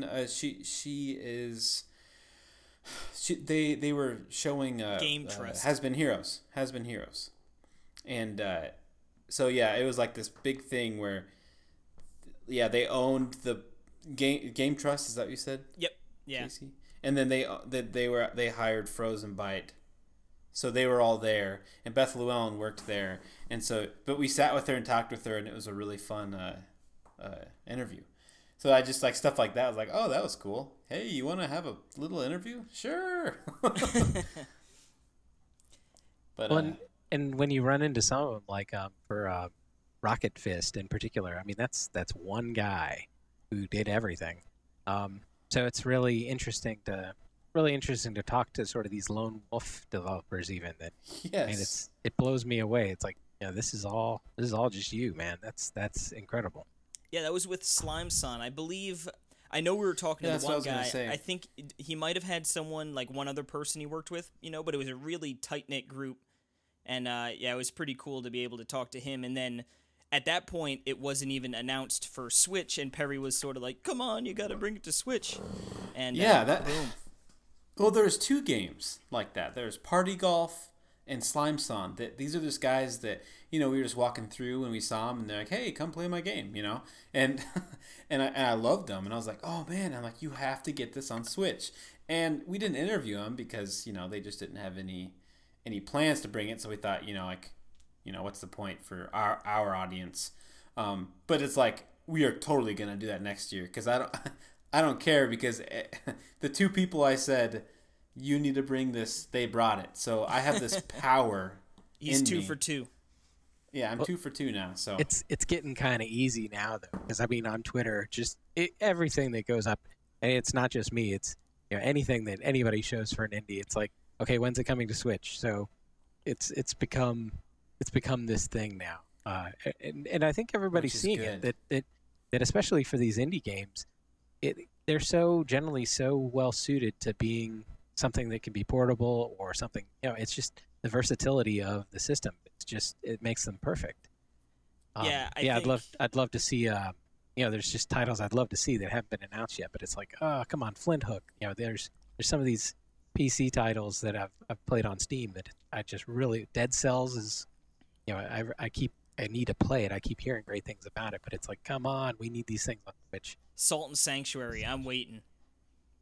I've heard good things about that one too. I saw that Owl Boy. I saw that game on PS4, and I'm like, oh, please, just come. I don't want it enough to play it on, my PlayStation, but it's like, if you come to the Switch, I will buy it day one. But like you said, I think we'll be saying that. I think it's a really just like a hotbed for indie games, like you said, the being able to bring it with you anywhere. And, not all of these games, but a lot of the indie games are like smaller sized experiences that are just, they fit really well being able to bring them along with you. Now, I had a question. You said you went on a 15-year hiatus from writing or, in this case, doing video and stuff. Were you playing games during that period? Were you like... Oh, yeah. My license plate. My license plate nowadays, I finally got a custom one. It's gamer for life. So yeah, it's. I didn't stop playing.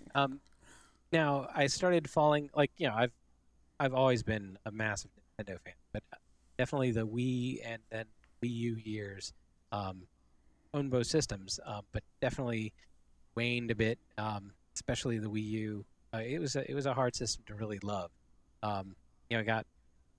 Because even like Splatoon seemed like a really interesting game, but the fact that I had to play it on the TV really made it sort of unappealing. The tethered nature of that tablet, it just made it really hard to love. And that was where I really developed this love of the indie games, because Steam was, between Steam and Humble Bundles, I was just swimming in indie titles, and I started really developing a love for, I was like, wow, there's some really awesome games, and it always seemed really hard for anybody to sort of make their mark, because a lot of these games, before I got them in like a Humble Bundle, and I was getting them as a package, I wasn't seeking them out specifically. I'd never really even had heard of them, and then all of a sudden I'm playing them, and it's like, wow, this is a really good game. Why am I not hearing about them? So that sort of was like the perfect storm. So when Nintendo did that, their Nindie Spotlight, that's sort of what, it flipped the switch. It was like, okay, I'm going to take this seriously. Because I had done the Nintendo press event and sort of, shared some stuff with NWR. I talked to Neil, and I was mostly at the time, I was like, I used to love writing editorials. I could write up some editorials, and I could just participate from a distance. But and then I started a Facebook group, and then that got a lot of people going, and then that's actually how I contacted. I think it was Frozen Byte. I think Has Been Heroes was the first game that I was really just reaching out on a whim because people were asking questions about it, and I decided, well, I've got this Facebook group of a couple thousand people. I'll just send something to them and ask a question, and then just sort of playfully was sort of like, if you wanted to throw me a copy kind of thing. And I got a copy, and it was like, oh, okay. And then it sort of started triggering stuff, and then it's just been this snowball of, like I said, you seeing an opportunity, and then just seizing it and just saying, okay, I need to take this seriously, and I can make something happen. And so it's just sort of kept progressing. Bought the capture card, but it just invested in a domain. So yeah, it's just kept going, and now it's interesting to sort of ride the wave a bit, because now I'm actually getting a lot of the games, and it's really fun. It's fun to share and to be excited about it and try to help. The one thing that's tough about the site is it's never, I accepted from the beginning, it's probably never really going to be that big, because I think there's still a large portion of the audience that's unwilling to even give independent games much of a chance. Because I'll get periodic comments of, they're just junk, and I really don't understand people that seem to dismiss small games as being insignificant or automatically bad. It's just like a different. It's like a different way of. They have a different way of thinking. Like they're just culturally like not brought up that way. I don't know. Like a lot of people just are thinking that the production, the graphics need to be the best. That's how I rank the game. Or is it realistic? People don't even like. People don't even like Mario or Splatoon. Oh, I don't want to play Splatoon because it's not realistic. Like I've had multiple people say that to me. That was like Wind Waker back in the day. Yeah. So it's just kind of like I feel like it's not exactly that, but I think it's kind of that where, oh no, like why would I play that little game? Like I want to be playing all the Call of Duties and FIFAs. So I don't know. Well, I mean, it's weird. Honestly, for me, I was definitely not really huge into the indies previously. The Switch has definitely ramped that up. I mean, like I'd played smaller indie games on the Wii U, but I think it's maybe just the sheer volume of indies we're getting on the Switch that's really opened my eyes, and to the point where like I never looked down in them in the sense of like, oh, I think that's going to be a bad game because it's a smaller title or it looks a certain way. But I think now with the Switch, seeing how many games are coming out, week in and week out, we're getting new indies announced on Twitter, with a picture of it running on a Switch. They're all so good. Yeah. They're all so good. So I think for me, it sort of opened my eyes, like, this scene is really a lot bigger than I'd given it credit for. I know Steam is, where all these indie games, generally start off and they sort of branch out from there. But, as a guy who doesn't really enjoy playing too many PC games, and especially like a smaller title, I don't want to fire up my computer and sort of jump into like a Nindies kind of, I'm more of like a Diablo kind of where I'm going to be, playing it for a while or whatever. But I just, it's really opened my eyes, and I'm glad because I've played so many great smaller games. Like GoNNER is a game I would have never have played if it didn't come to the Switch, So I'm super happy that these things are coming over and finding a home, and really they're finding an audience, which is just, really great to see. Well, it's funny because you mentioned I'd have never played that if it hadn't come to Switch, and that's how my whole life is becoming now, where it's like, yeah, I'm not going to play that game because it's not on Switch. I have an Xbox One, and it interests me, but it's like, there are so many good games that I can play on the go on my Switch on the big beautiful screen that it's like I would rather have that than play any other game. So yeah, it has that opening opportunity that is just amazing. It still doesn't seem like the Switch in general doesn't seem like it feels like it's defeating physics, because I still don't get how it's like more powerful than a Wii U, but it's like in your hands. It's just weird, right? I don't know. I just feel like that's really weird to me. And it's a good price point too. Yeah, like exactly. And it's cheaper than the Wii U. It was at the same price basically. So yeah. But anyway, what speaking of Nindies, what have you been playing lately, Justin? That's what we want to talk about. Some of the stuff that's coming out this week, I've been playing Forma 8.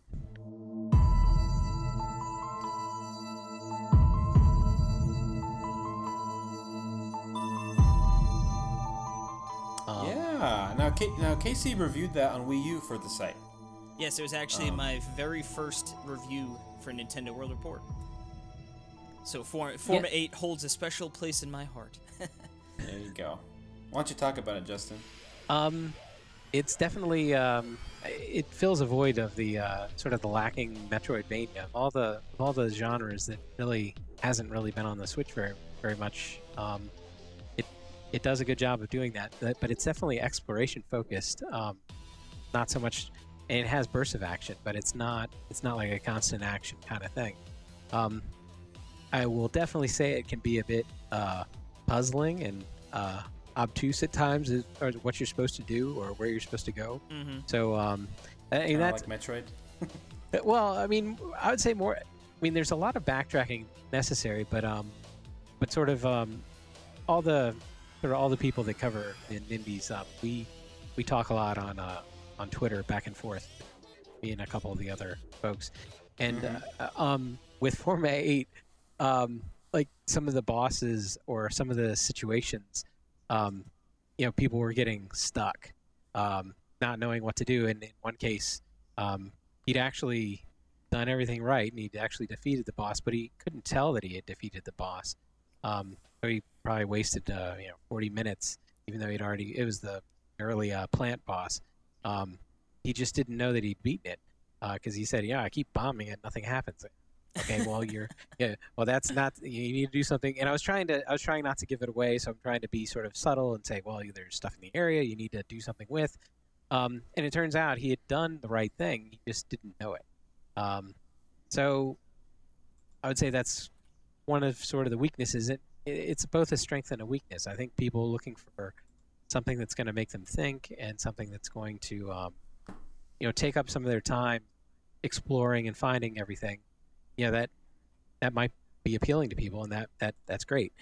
For people that are trying to sort of dash through it for the purpose of review, it's not such a great feature, because you're really just you're like, I need to be able to get through this thing so I can get the review together. So it's a good game, and it's very, I actually like the fact, with all the crazy political stuff that's happening, and sort of hard not to be charged up, it was actually very soothing to go play it, because it's very tranquil. The music, the ambiance to it is all very placid and calming. So it was actually a good calm down. Yeah, I remember when I was reviewing that game, it was one of the bosses. I can't think of it off the top of my head, but it was like you're outside and he's sort of blocking like a cave area. And I was like, how the heck do I beat this game? And like I said, this was the first game I reviewed, so I'm like, oh my god, like, am I really going to get stuck in this game? You know what I mean? And not be able to bypass it and look like an idiot. And then I remember like trying like all sorts of different things because I couldn't figure out how to actually hurt the boss. And then I glitched my way past it. And I was like, I don't think that was supposed to happen at all. And I was like, I messaged the developers and I was like, I don't think this is supposed to happen. And I just want to make sure like I'm not going to break anything. And he's like, oh no, you just skipped a little part. He's like, that was weird though. So I ended up, restarting and like going back. But I was like, oh god, of course, like that's why it's like I actually get nervous to like adventure heavy puzzle games for review, just because I feel like I tend to be terrible at them. And I'm like, oh, and like if there's no FAQs online, you know what I mean? If I'm like, we're one of the first people playing it, I'm like, oh god. You're right. Well, that's the thing too. Even now, even though it's been out on multiple platforms, there's very little for the game. So I think that was the other reason they were asking me, because I'd already played it on PC quite a bit. So I think they knew I had a head start. When I'd hit a roadblock, I'd be like, there's nothing on GameFAQs, there's nothing on Steam. So yeah, if you need a guide, there's not a whole lot out there to help.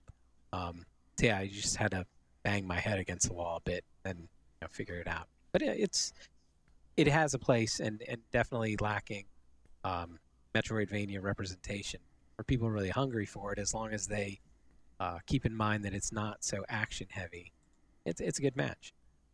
Okay, yeah. So because that is a big part of Metroid, right? Is that heavy action? Yeah. So that's good to know. Yeah, this one's very floaty, and like it's just fun to like sort of drift through tight corridors, and then like you come out to like an open area, and it's just like I enjoyed movement in that game. Do we know what this is gonna retail for? Was it? I think $14.99? that's what I want to say. Yeah, I thought it was 15. Yeah. Yeah, I want to say it's gonna be that price, but yeah, I'm not 100%. Yeah. Okay. Cool. Well, Justin, what about this Piczle Lines DX?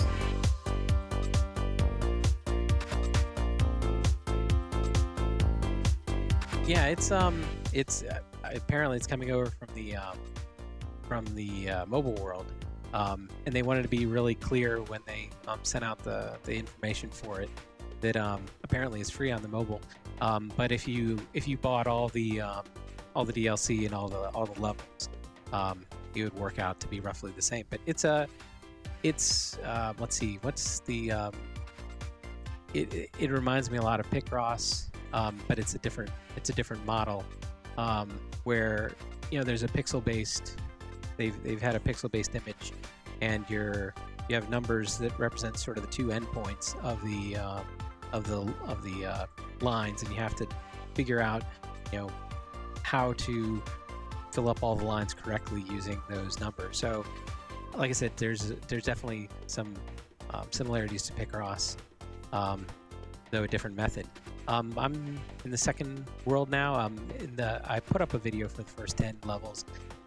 It's not, those first 10 levels, most of the way, it doesn't seem like it's all that hard, but it is, it's just getting started. Now in the second world, so I'm 30 some puzzles in. It's definitely getting more involved, and you really have to use process of elimination and trial and error, just like you would in most of these other types of games. Yeah, that's like the whole thing of Picross, right? Is process of elimination. Yeah, you want to start with your low numbers or things where it looks like it's mostly straight lines to eliminate all the things that are complicated. So then you get to eliminate all the things that are easy. So then you can get to the more complex ones where you have to definitely wind things around quite a bit. But I'd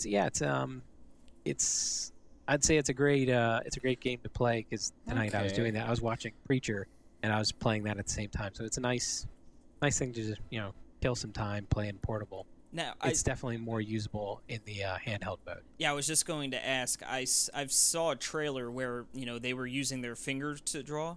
Can you use buttons as well? I assume, sort of. Whichever. Yeah, you can use you can use a cursor, and then they've got you hit the X and Y button to zoom in and out. So it's usable with the I've been using the Pro Controller. It definitely will work. It's one of those things when you're using an analog stick to do, you're trying to make a fine pattern. It's the same problem I had sort of with Ironcast, that when you're using the cursor to make a line that's diagonal or something like that, sometimes you'll end up getting the wrong direction, have to backtrack a little bit. So it can be a little imprecise, but otherwise it's fine. Yeah, it looks fun. I'm looking at screenshots, and like I see how the game works now. It's like there's like a grid, and then I guess there's like circles, right, with numbers in it, and then you just gotta fill in those circles. So that's cool, and make blocks. And it's that's like cool. If the circles are 8, you need to use 8 squares or 8 line, in a connected line to connect it. No, it looks pretty cool. Yeah. And I believe it's supposed to have like an insane amount of puzzles, right? Yeah, it looks like I think there are 100 based on. I think there were 5 worlds, and I think it's 20 levels apiece. Like I said, I'm in World 2. Yeah, 100 levels in story mode, but then you can continue the fun in puzzle mode with 200 plus more puzzles. So. Jeez. It seems like this game can definitely. You better keep play you all busy. of them, Justin. Yeah. Otherwise, I'm not promoting that review. Yeah, we need a thorough review. Are you writing this for Nintendo World Report, or is this through Nindie Spotlight? Well, usually the standing deal is if they can't find anybody, then I'll copy it. So I'm writing it for Nindie Spotlight. So you can cross-post it? If it, there's sort of it's tricky. Like, if I get the code from NWR, it's not cross-posted. So like Implosion, the Implosion review that I did for NWR, that was a code that NWR got because Circle was really stingy with codes for that game in particular. So in that case, I just wrote it for NWR. Whereas for something like Bull Boy or these other ones, if it's a code that I got through reaching out myself, and there's a good reason, through lack of availability or something else that an NWR needs a review up, then I'll cross-post it. So yeah, it's trying to, if I get the code and we post on NWR, it's a cross-post. If NWR gets the code, it's theirs, and I won't post it on mine. Oh, okay, gotcha. I hear you. Is it tough juggling both of these things? I mean, I know, like you said, NWR is sort of like they knew coming in it would be potentially limited, availability, but or do you find that it actually works in conjunction, like, better to sort of, Well, I mean, when we started out, and I wasn't so sure that I would, I wasn't anticipating that I'd be as successful, at least not this early, in pulling down quite as many codes as I have. At first it was sort of like, well, it would be a nice bonus, that more codes to go around and more coverage and more people that have more knowledge. So it's sort of a share the wealth thing, and it has sort of worked out that way. Though sometimes, the fact is I'm not necessarily available. Conceptually, I'm not available in the pool of reviewers. So in some ways, it's a good thing because there's more opportunity for other people. So there's not as much competition for codes. But it can be bad when you get weeks where you have 3 or 4 releases, and right. then you might be thin on coverage. So, as long as it all works out, as far as there's not a problem with there being cross posting. It's just a standing deal. If I've got the game and there's a gap, I'm glad to fill it. And then usually, and then it's funny. Well. I'll post it on my site, and my site is a bit loosey goosey as far as because it's just me. I'm editing my own stuff. I'm not putting it through the review process. And then I'll send the same thing over for editing, and it'll get chewed up. Rightfully so. I'm not gonna and so yeah, the review comes out a little differently for NWR, but that's all there you go. The edited version is on NWR. Yes, the proper King's English version versus the loose regulation. Street talk version. That's so funny. Yeah. That's great. Well, let's move on to another game. How about what is this Original Journey?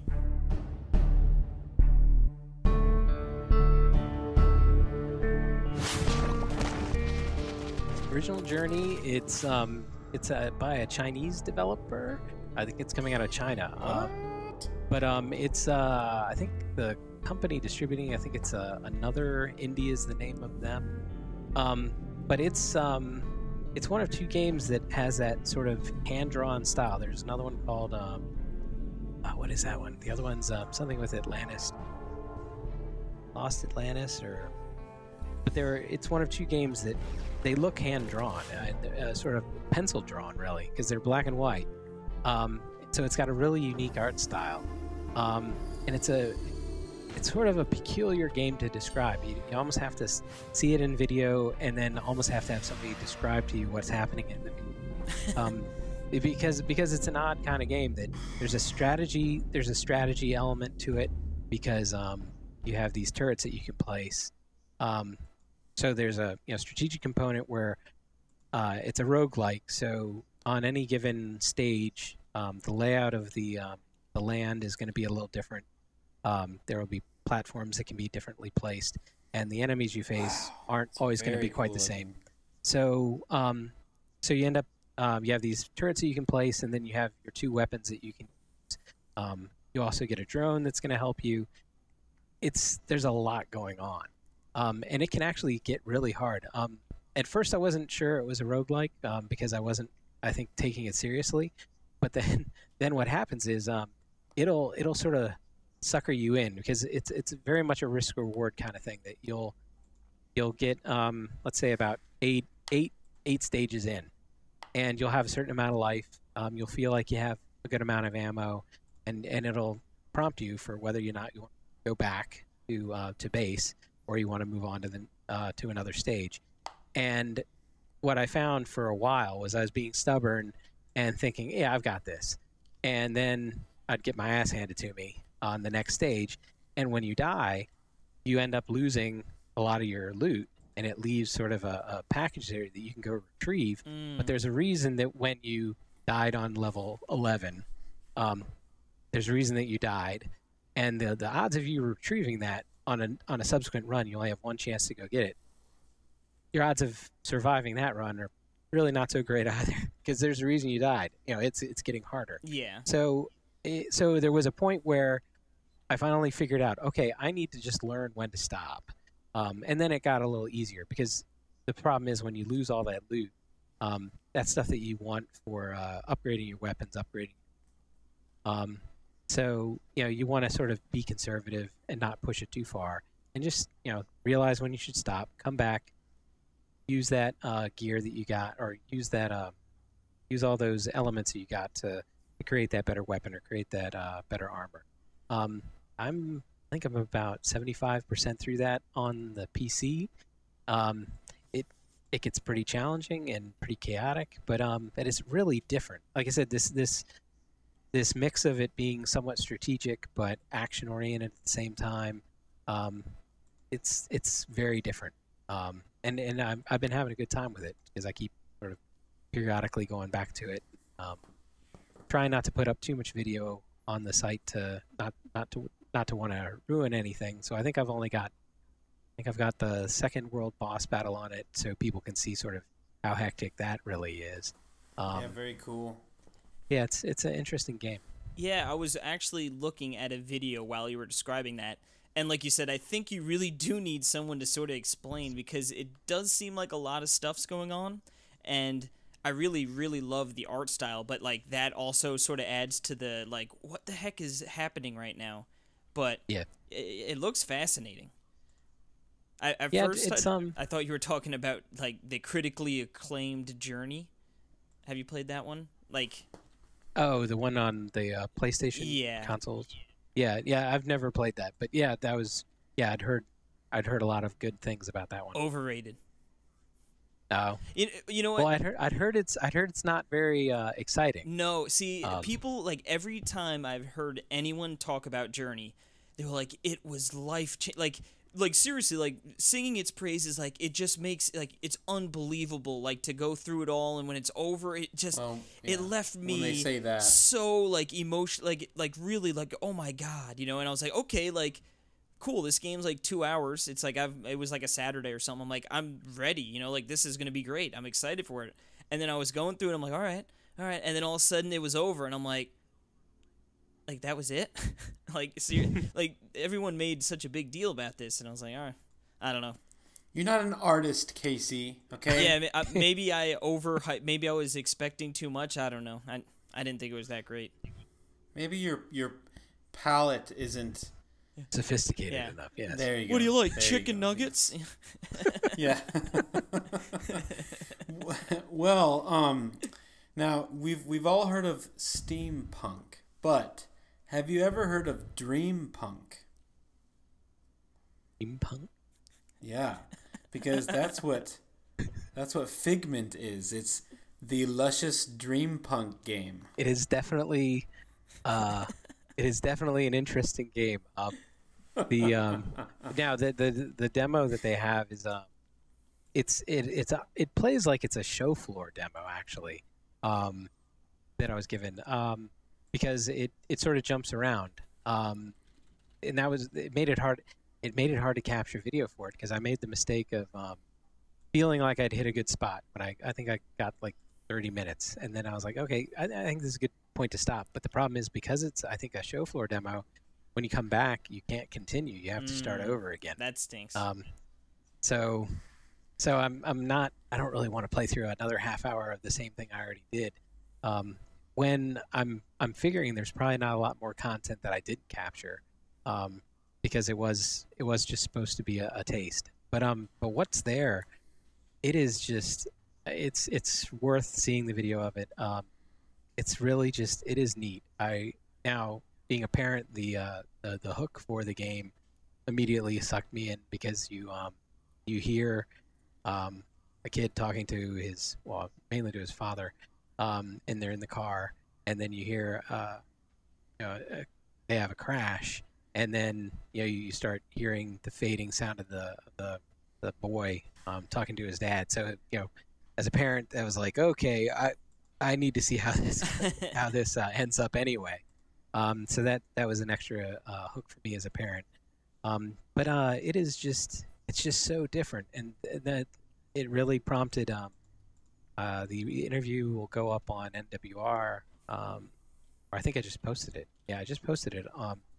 The interview with the lead designer. Yeah, and the question that really led me to is about their the European developers. They really seem to be sort of taking the ball or doing things differently, sort of being daring. Some really strange art styles. The music for Figment, the songs. It actually reminds me a lot of Rare. Like Conker's Bad Fur Day for whatever, not as far as the content of it, but anybody who played Conker's Bad Fur Day remembers the Mighty Pooh, and that song, and just it being so weird and just unexpected, and just there's a song in that in just the Figment demo of a guy who's I think he's Plague, the same kind of thing. Hey! Visitors! How delightfully inconvenient!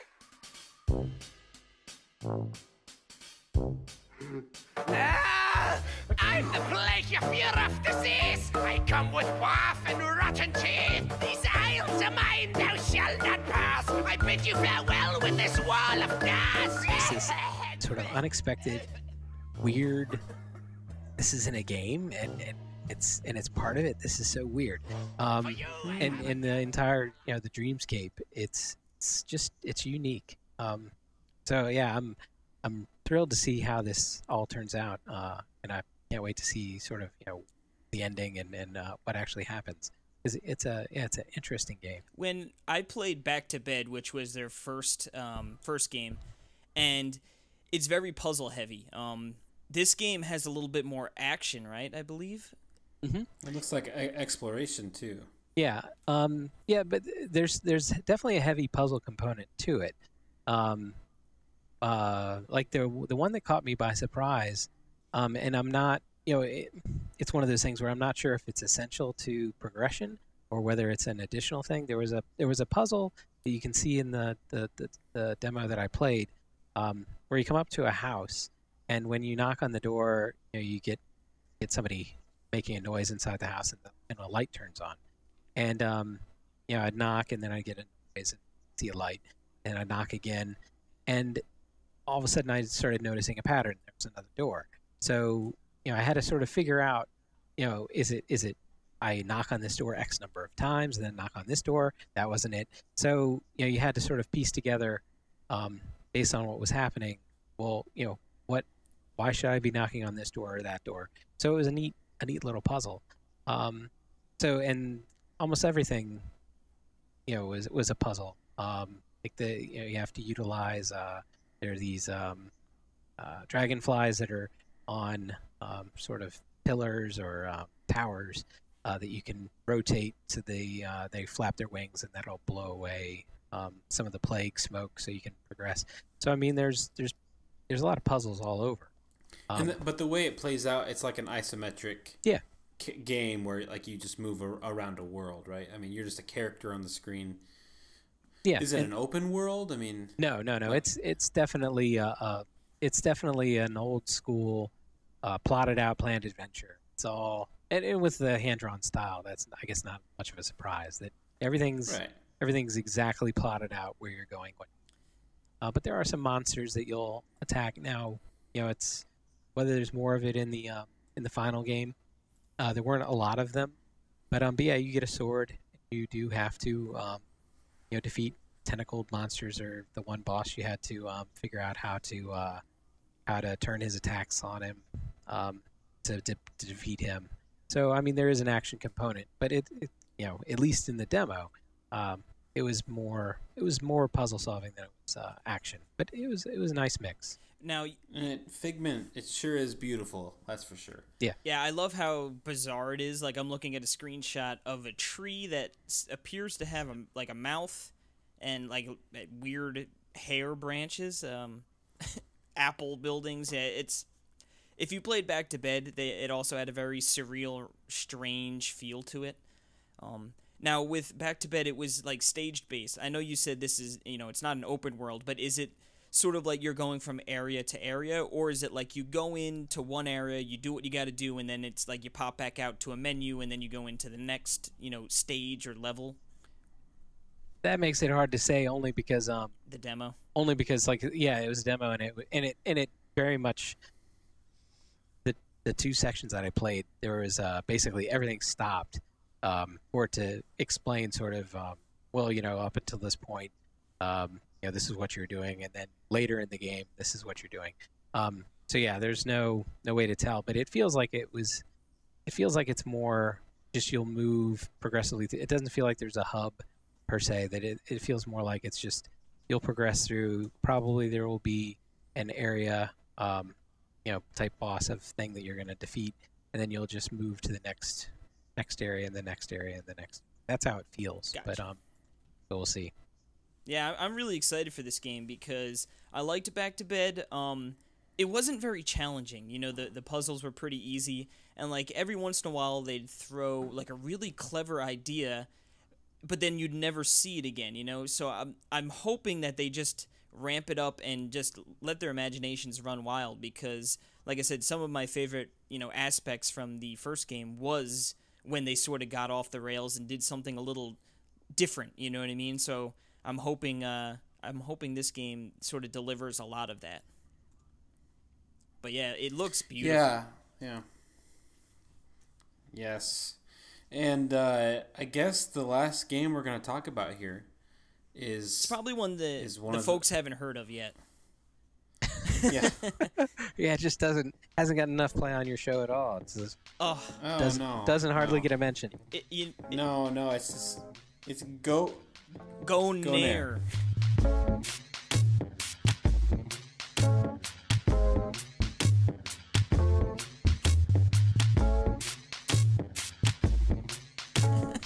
Yeah. It's French. GoNNER. Yeah, it's French, yeah. Ooh, that was really good, Case. Oh, you want to play the GoNNER?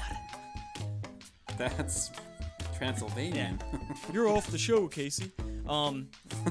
Yeah, well, I mean, we've definitely talked a lot about GoNNER, but I the other day, as everyone probably knows if you've been listening, I just recently moved. Then I was dealing with the expo last weekend, so it was like I was finally got to the point this past weekend that I could sleep in, and I was so excited for it. I was like, thank God. I think I slept till like 10:30 or 11 o'clock, and then I woke up and I looked at my phone, and I've got like a million Twitter notifications. I'm like, what is going on right now? And then at that point, I saw all your tweets of like, all right, I'm coming for you. All right, I kicked your ass. I'm like, oh no. Well, yeah. So here's the thing. Okay, so my high score of this game, I have not played it for a while, just because I've had so many Cue games. the boo birds. Mine is like 8 to 16,000. Yeah. I could do that in my sleep. I am literally telling you right now, like, can you let me talk? Okay, so So Casey is a monster and keeps getting like 100 and what's your top score? I think right now it's 144.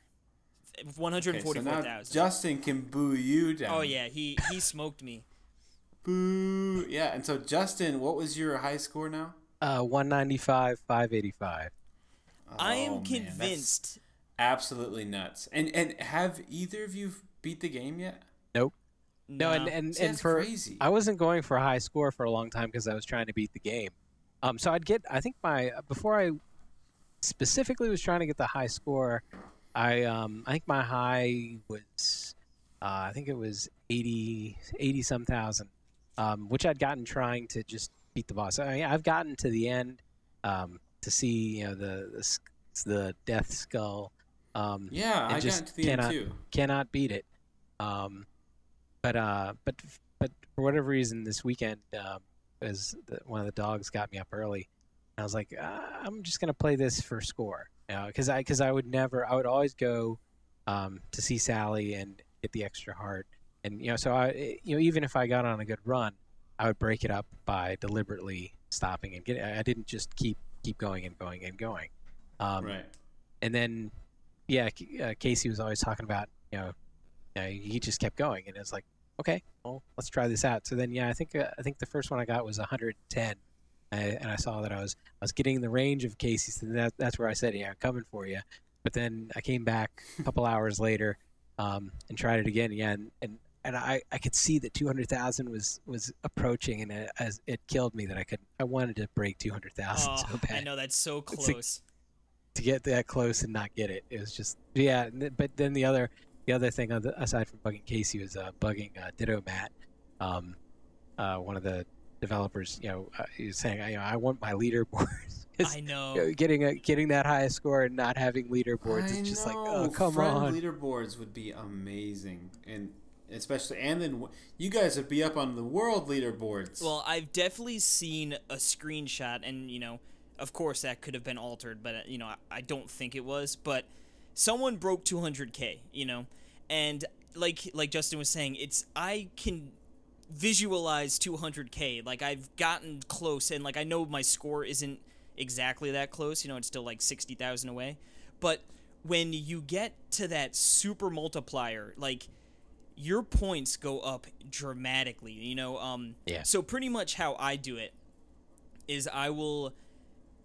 I'll hit everything, and I'll chain an entire combo through the first whole stage, and I'll usually get into that, super, I don't know what you really want to call it, the thing where, everything goes black and white, and it's, really intense, and that's where the multiplier is going crazy. I usually get that either at the very end of the first area when I'm defeating the boss, or just shortly thereafter. And in that second area, if you can keep that multiplier up, you'll get over 100,000 really fast. It goes really quick. Now, the one time I was able to keep the multiplier going through the entire second area into the third area, but I usually end up dropping off around that third area. Now, I've also almost had it where I've gotten it back up to it. And I think if I can get back up to that next multiplier, then 200K is done. You know what I mean? If you keep that area, if you can get two of them and, keep it going for a little bit, you'll easily get over 200K.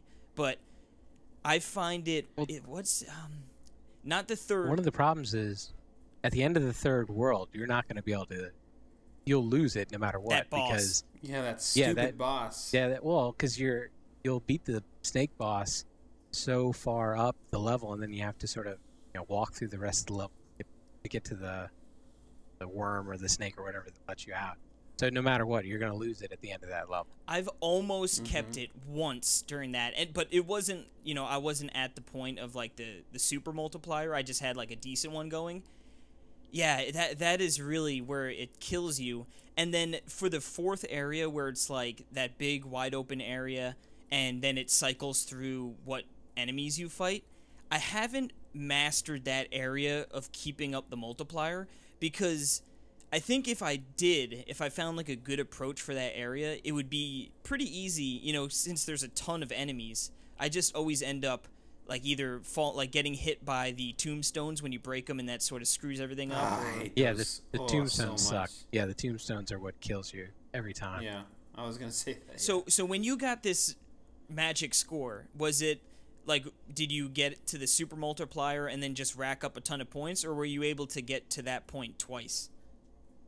No, the one where I got 110, I lost the multiplier somewhere, I think maybe right at the end of the second level, and then I actually got what you were describing. I started getting the multiplier up again pretty well, because for whatever reason in the third world, I can usually get a really good combo going pretty easily, but then the 200,000, I kept the multiplier probably until maybe the second screen of the third world.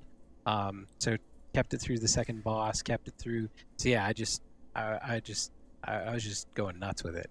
But then I lost it somewhere in the third world, and then pretty quickly fell off once that happened. It just sort of fell apart. You know what? That sort of happens to me too, where it's like, I feel like it's pretty deflating when you lose that. Like, and I mean, of course, like you said, with the third boss, like you sort of expect it.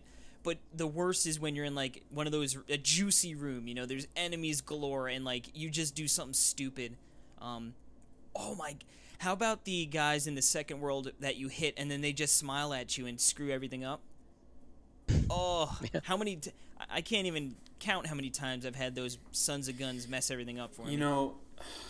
You know what messes me up and what has been doing the most with me is the game itself. It spawns me into the ground all the time. Yeah, you just can't be jamming on the buttons when you spawn. Yeah, if you're jamming the buttons, that'll happen almost every time. Okay, because it's like a known bug. Yeah. All right, I was gonna say, because that's happened to me. I wish they'd fix that. Yeah, that's happened to me a few times, but I know Perry said he's had that quite a bit. Oh man, I know I'm like the best run ever. I probably would have gotten over 200,000. And don't you mean 2 million? Well, well, it happened even when we were recording our challenge with Casey. It's like, the game they were throwing you like a mercy kill right there. Yeah. Well, but I mean that, and then combined with I really would love leaderboards. Friend leaderboards and worldwide would be cool too. But I think those need to be coming to the game, and I really hope they do. I mean, did you hear anything, Justin, about that? I mean, no, I've seen what everybody else has seen on Twitter. Just like within the first day or two of the game coming out, or even me getting the game, I'd already created a video, showing the whole, you get spawned into the ground. Oh, you World did? 2. Okay. Yeah. So, I didn't know that. So they knew about it really early. So yeah, I don't know. I imagine they're just waiting to get it all in the same patch. Right. Yeah, I haven't heard anything. I feel like that seems like it'd be an easy fix. I don't know. Just thinking about but you know what? Then you fix that, and then it screws up 45 more things, and you're like, ugh. Exactly. Yeah. Now, you didn't write this down on your list of games you've been playing, but I know you have played it. And this one's actually more I'm super curious about. And I've heard a lot of good things, and that is about Ironcast.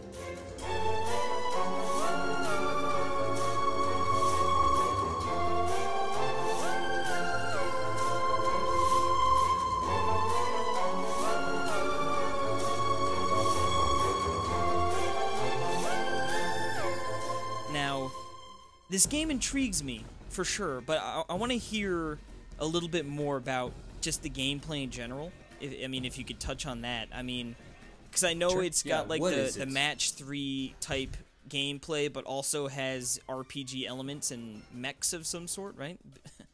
Yeah. In the whole setup is that I guess in Victorian England, you're in an alternate steampunk version of Victorian England where they're in conflict with France, and there's these Ironcasts. So there's these mechs that they're not actually part of the government. They're, I guess, the aristocratic class is controlling. Yeah, it doesn't necessarily have to make a lot of sense, but yeah, it's there's the gem matching. It's not really match 3 in a sense that you know, your best success in it is if you get really big combos, because that's going to give you more experience, and the more experience you have, the more unlocked attributes and enhancements you can get. But it's, I know that the developer behind it, he likes to compare it to he got inspired by the old Puzzle Quest games, which, you know, it looks a lot like Puzzle Quest, but it certainly plays very differently from Puzzle Quest. I think Puzzle Quest was a far simpler game because it was all just, you know, match some stuff and you can, make this particular make this particular spell available that you can then use. But really, with Ironcast, you've got the gem matching component. You've got a strategic component for how you fight the other mech, because depending on what you're fighting, there's what are called steam tanks, which are basically locomotive engines that don't have shields. So the way you approach fighting them is different than things that do have shields. And then you've also got this sort of resource management component to it too, because you can't fire unless you've got ammo. And you can't power up your shields unless you have energy. And both of them, in order to activate shields or make yourself move, or to fire your weapons, you need to have coolant. And if you run out of coolant, you'll actually start damaging your mech if you use any of your abilities that would consume it. You'll start taking damage by doing it.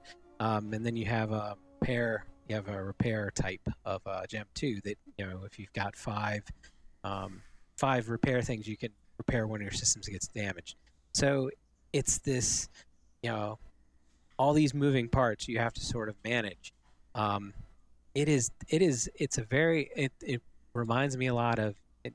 The gameplay is completely different, but as far as this the learning curve and everything else, it reminds me a lot of Has Been Heroes, that you really need to get to the point where you understand what you're doing. And I made a rundown video where it started out. I don't have very many of them, but I've created rundown videos where the idea was just to sort of generally discuss. I do a horrible job if I take like a script and put it in front of me and trying to read it. I'm miserable. I hate even trying.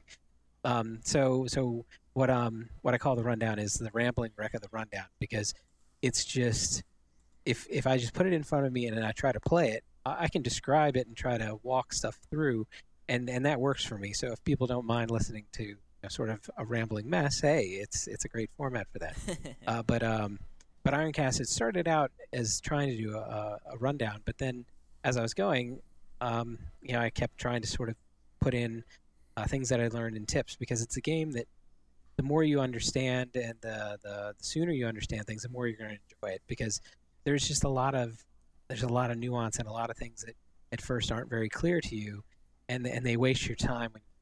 So if somebody just says, oh, you should be considering this, that arms you, and you do a much better job much earlier on. So it's a little more enjoyable and not so much feeling like you're getting beaten down. Because Ironcast can beat you down quite a bit.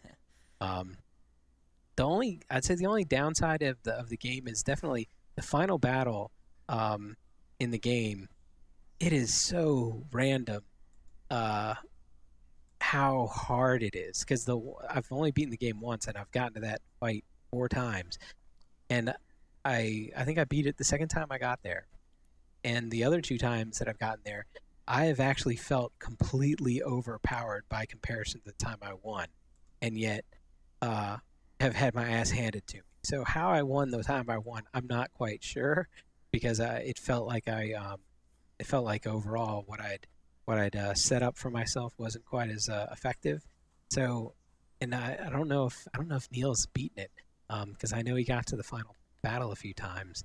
Because it's a tough last battle.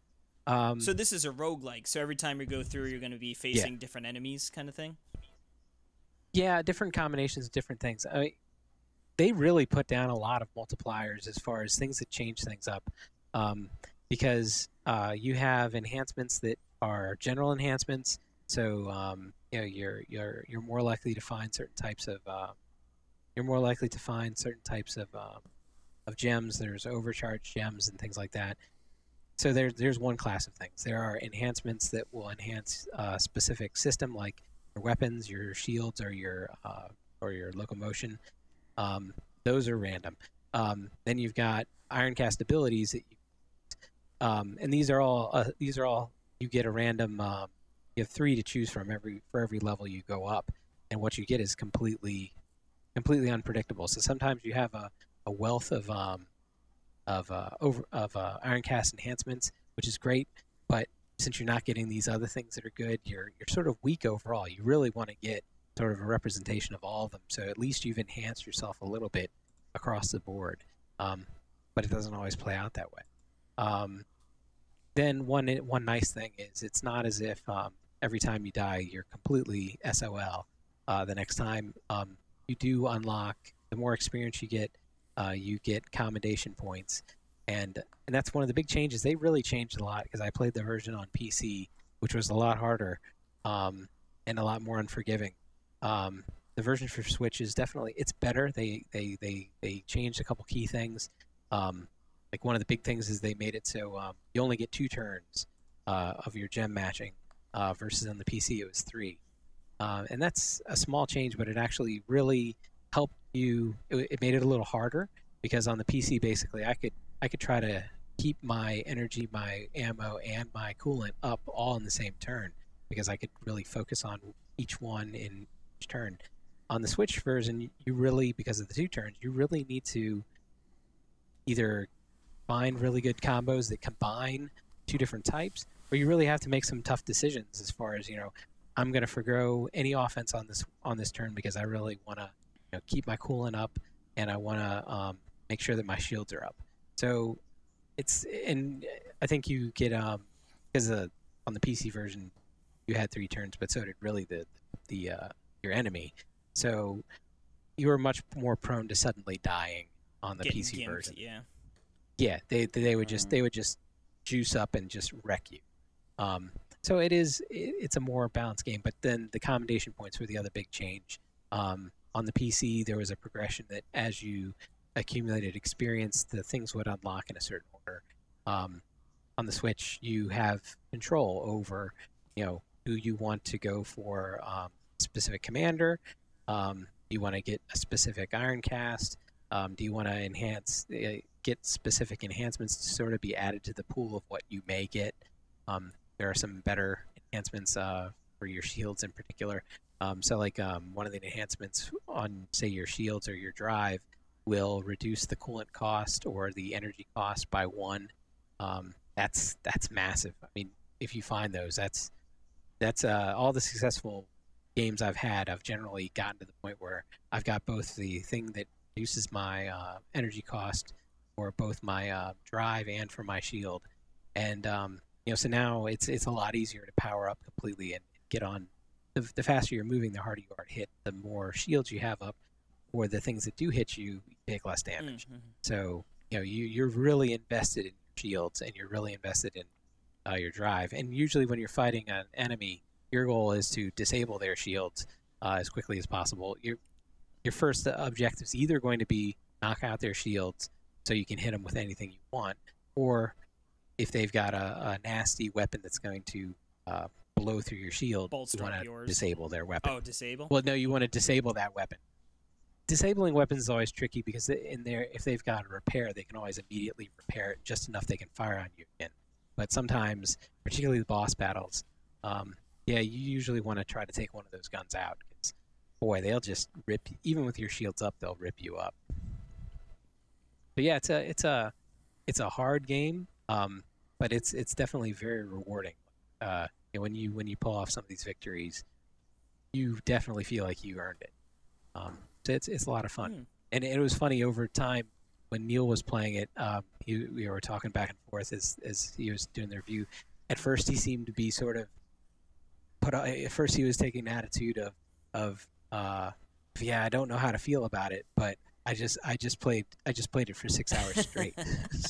so he didn't know how to feel it. But then the more he played it, the more he definitely got into it. So like you said, when it starts to make a little more sense, I know because that's with Has Been Heroes. I know I was a little in over my head, so I know that was one of those games too. You sort of got to put the effort up front to learn the systems before it really starts to pay off. Yeah. Now, I guess to wrap us up here, I'm going to put you on the spot. We need the Nindie Spotlight top 3 recommendations, just rapid fire. Let's hear them. Rapid fire, I'd say GoNNER would be top of my list. Tumbleseed is dear to my heart. The four peaks patch just made it sweeter. And then the third,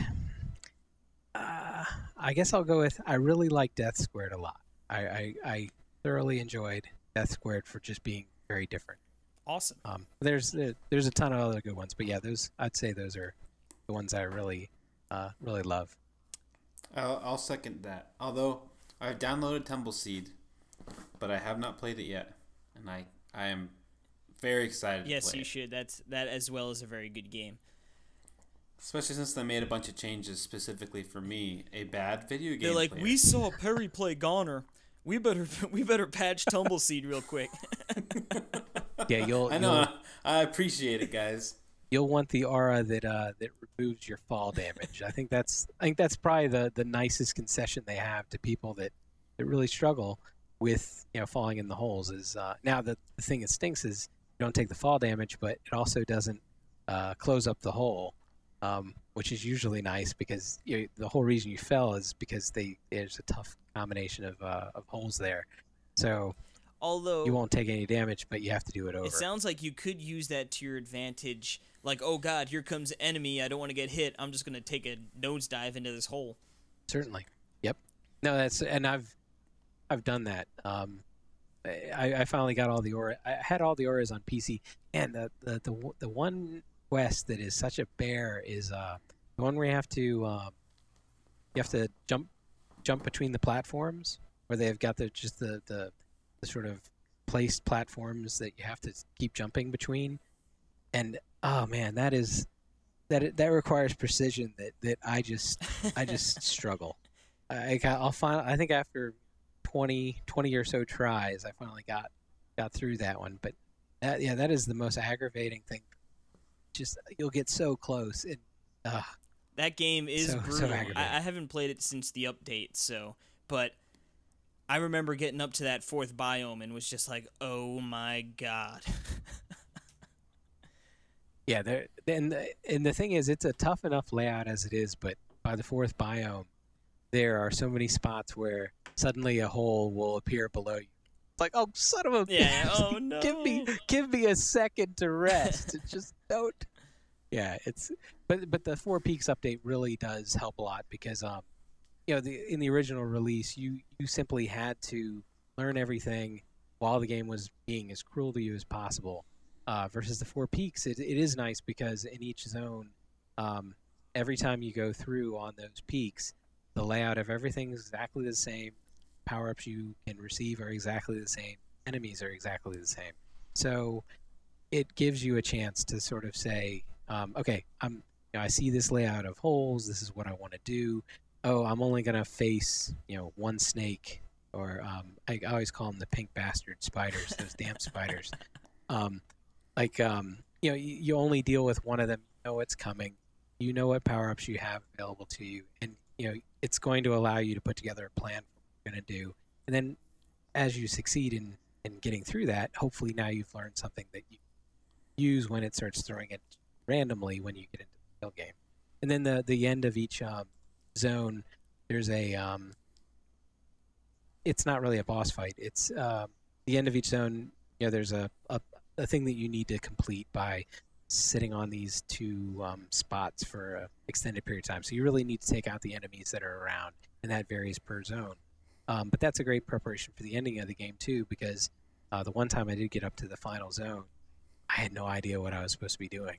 And the thing at the top of the mountain is just being a bastard to you on top of that. So not knowing what to do, not being ready for the boss, all that combining, that's a lot to take in. So I think they really were smart about helping you build up some confidence, helping you work through sort of a system at a time, and bring down the challenge so you can have some wins. You don't feel like you have to struggle so much.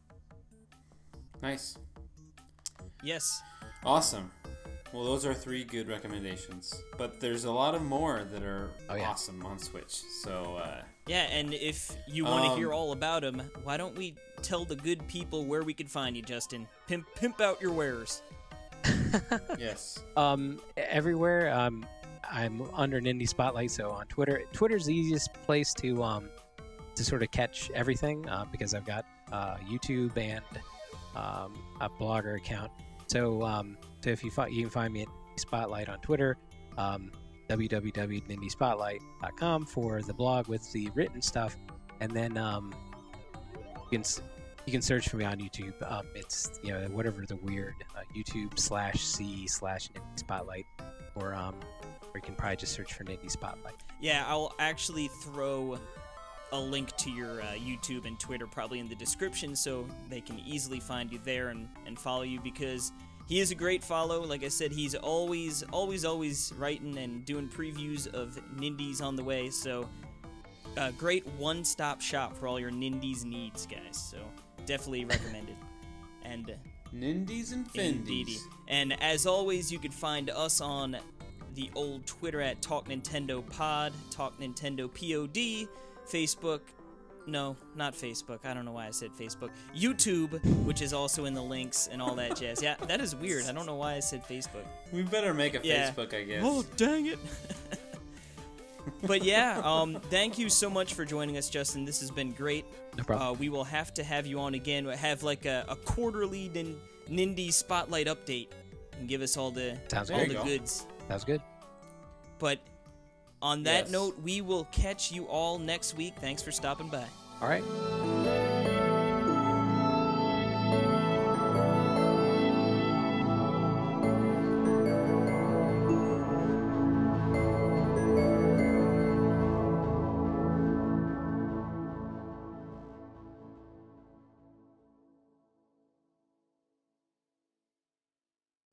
YouTube Saloon. Nice, that was right on point with mine. Madongadoo. Dingledine. It's cheaper than getting a real fish. Debatable. If you got a really good shot, you can go down to like a carnival or a fair for like $1, you know? Yeah, but getting an aquarium and like the upkeep. You dig a hole out back and fill it up with some rainwater. You can't do that with a fish, you darn idiot. That's what you think. Yeah, digging a hole and filling it with rainwater. Dude. That's not worth $5 to me, I'm sorry. You know how much that costs? Plus nothing. Oh, you get free shovels from someplace? I got 2 legs. You gonna dig with your legs? No, I'm gonna walk to the fair. I'm gonna win my fish. Then I'm gonna walk home, and then I'm gonna use my 2 bare hands, like bear gloves, and just claw at the ground. And then I'm gonna let it rain, and then I'll flop the fish in there. And you'd rather do that than play Aqua TV? Whew. Maybe.